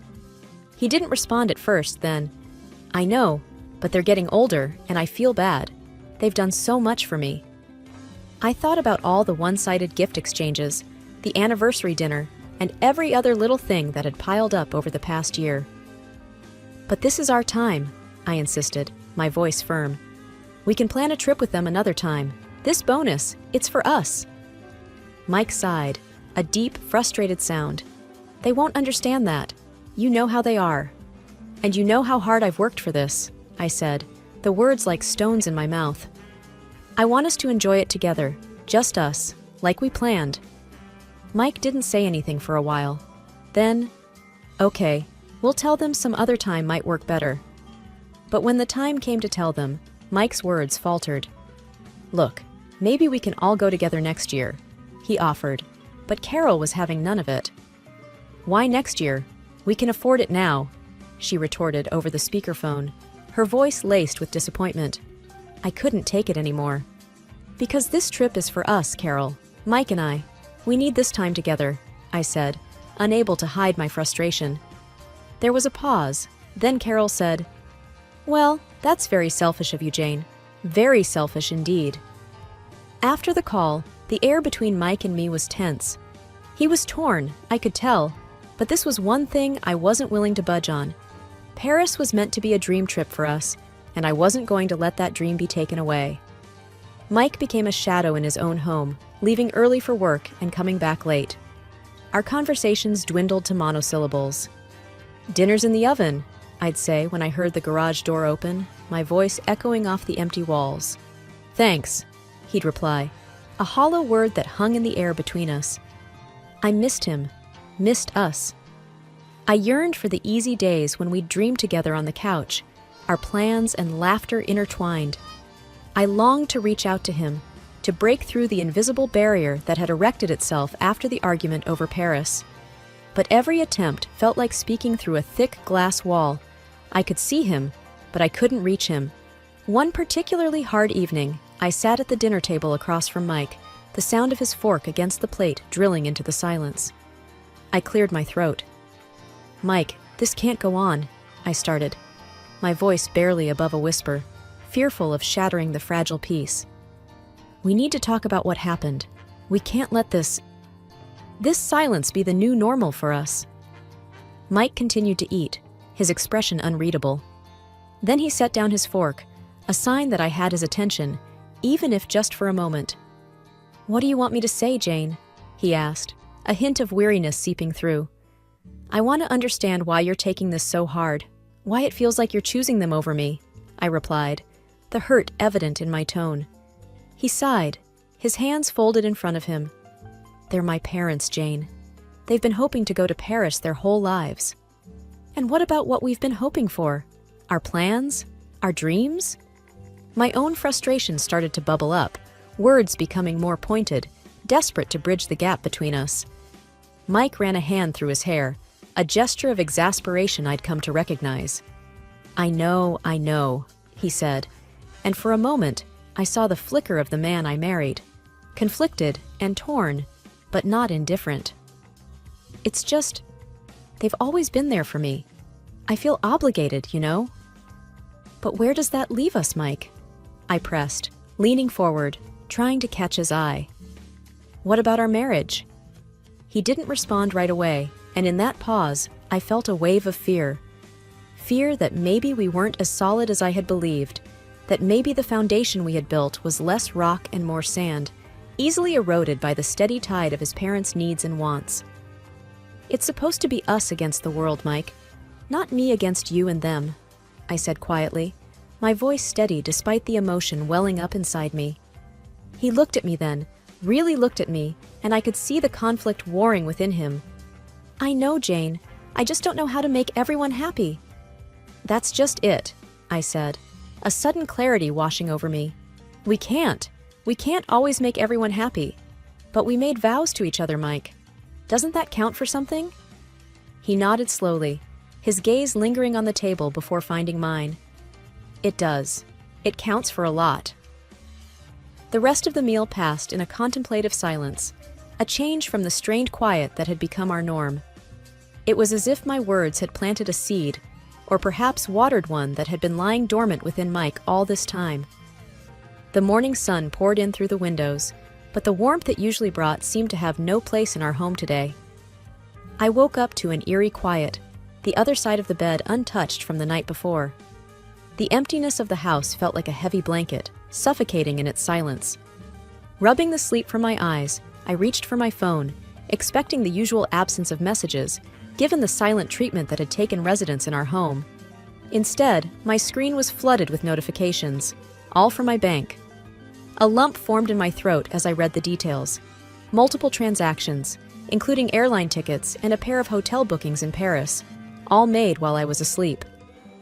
The timestamps on the emails told me the flight would have left hours ago. Mike and his parents were already on their way to Paris, using my hard-earned bonus to fund a trip I was meant to be on. Disbelief turned to anger, and then to a crushing sense of betrayal. I sat there, the phone heavy in my hand, as the reality settled in. Mike had access to my account. I'd trusted him implicitly, never imagining he would abuse that trust. Yet, here it was in stark black and white, a digital paper trail of deceit. I couldn't breathe, couldn't think. The one person I had believed would stand by me had chosen his own comfort over our relationship. I thought back to all the times I'd brushed aside the little signs, the excuses I'd made for him, for us. With trembling fingers, I dialed his number, knowing full well he wouldn't answer. Not with the time difference, not with my previous ultimatum ringing in his ears. Mike, I began, the beep of the voicemail almost mocking in its cheerfulness. I saw the charges. You took your parents to Paris with my bonus. I don't even know what to say, but I hope it's worth it. I hope it's worth everything.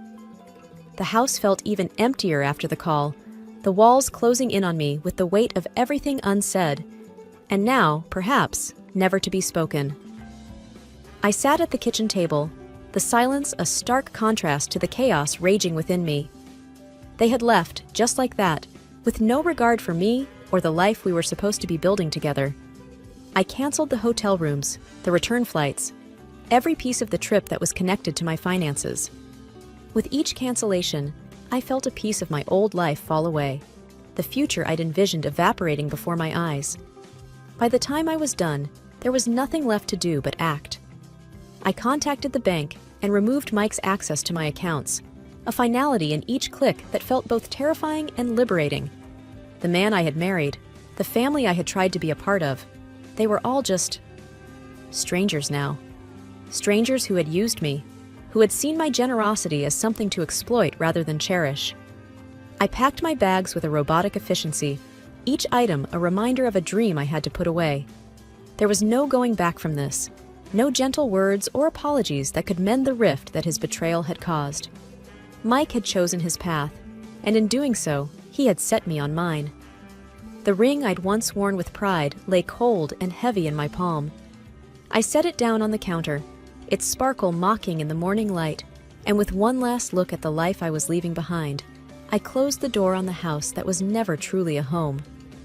It was late afternoon when I finally left the house. My car was packed with clothes and essentials, a stark reminder of the sudden turn my life had taken. As I drove, the messages began to flood in. One from Mike, several from his mother.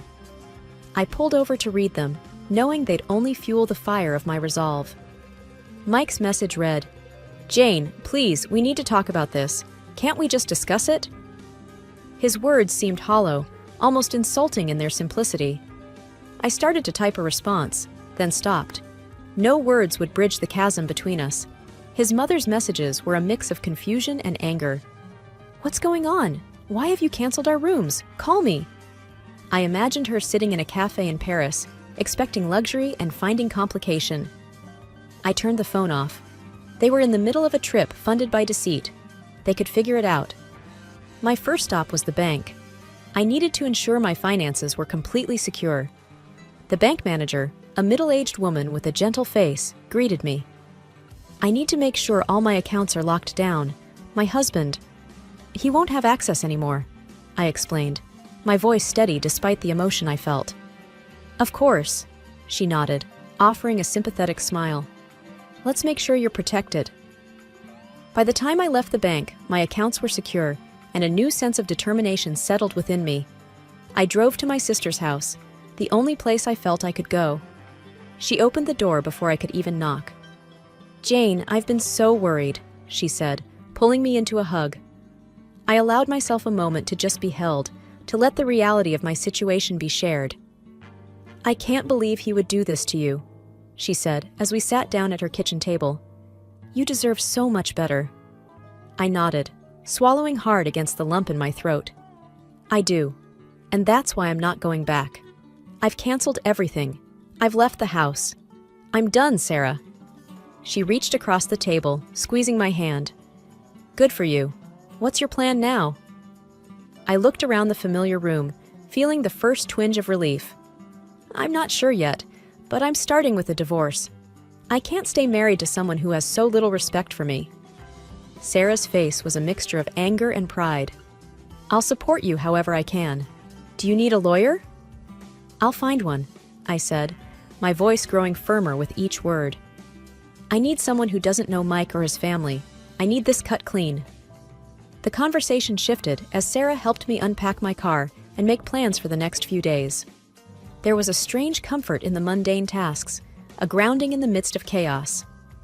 I was standing in the kitchen at my sister's house, a mug of coffee warming my hands when my phone vibrated with a persistence that felt all too familiar. It was Mike, again. "Jane, we need to talk. I'm sorry, I miss you, and I think we can work things out." His text read, a mixture of apology and plea. I sighed, the same rehearsed, "I'm sorry," becoming a threadbare blanket that no longer provided comfort or warmth. "Not this time, Mike," I muttered under my breath, typing a response that left no room for ambiguity. "There's nothing left to discuss. Please respect my decision." I could almost hear the desperation in the silence that followed, but it wasn't enough to make me reconsider. Not anymore. My resolve was tested further when, a few days later, Mike's parents made a dramatic appearance at my sister's doorstep. Their faces were twisted in anger as they barged past Sarah, who stood wide-eyed at the door. "You've got some nerve, Jane," his mother exclaimed, her voice shrill. "You ruined our family vacation. You're just a greedy, selfish woman." Sarah stepped between us, her stance protective. "That's enough! You're not going to come into my house and insult my sister." The argument escalated until the neighbors peeked out of their windows, and I was sure someone would call the police. It ended with Sarah threatening to do just that if they didn't leave. Their departure left a sour air that lingered long after they were gone. But amidst the chaos, a realization settled within me. I was truly done. The divorce process was a cold, legal ballet, and I danced my part, signing papers and nodding through explanations of settlements and divisions. But with each stroke of the pen, I felt a chain breaking, a tether loosening. And then it was over. I stood outside the courthouse, a free woman. The air was crisp, a gentle wind playing with the loose strands of my hair. Sarah hugged me tight, her support unwavering. "You did it, Jane," she whispered, pride evident in her voice. I had done it. I had stood up to the selfishness that tried to claim me, stood firm against the manipulation that sought to keep me bound. I turned away from the courthouse, away from a past that no longer held me. The messages from Mike continued for a while, a mix of apologies, bargaining, and eventually anger. But they went unread, floating in the digital void as I moved forward with my life. The apartment I rented was small, but bathed in sunlight. I filled it with plants, books, and new memories. I went back to school, enrolling in classes that fueled a passion for learning that I'd neglected. And one quiet evening, as I sat on my little balcony, a cup of tea in hand, I deleted Mike's number from my phone. I was free. Free to heal, free to grow, and most importantly, free to be unapologetically me.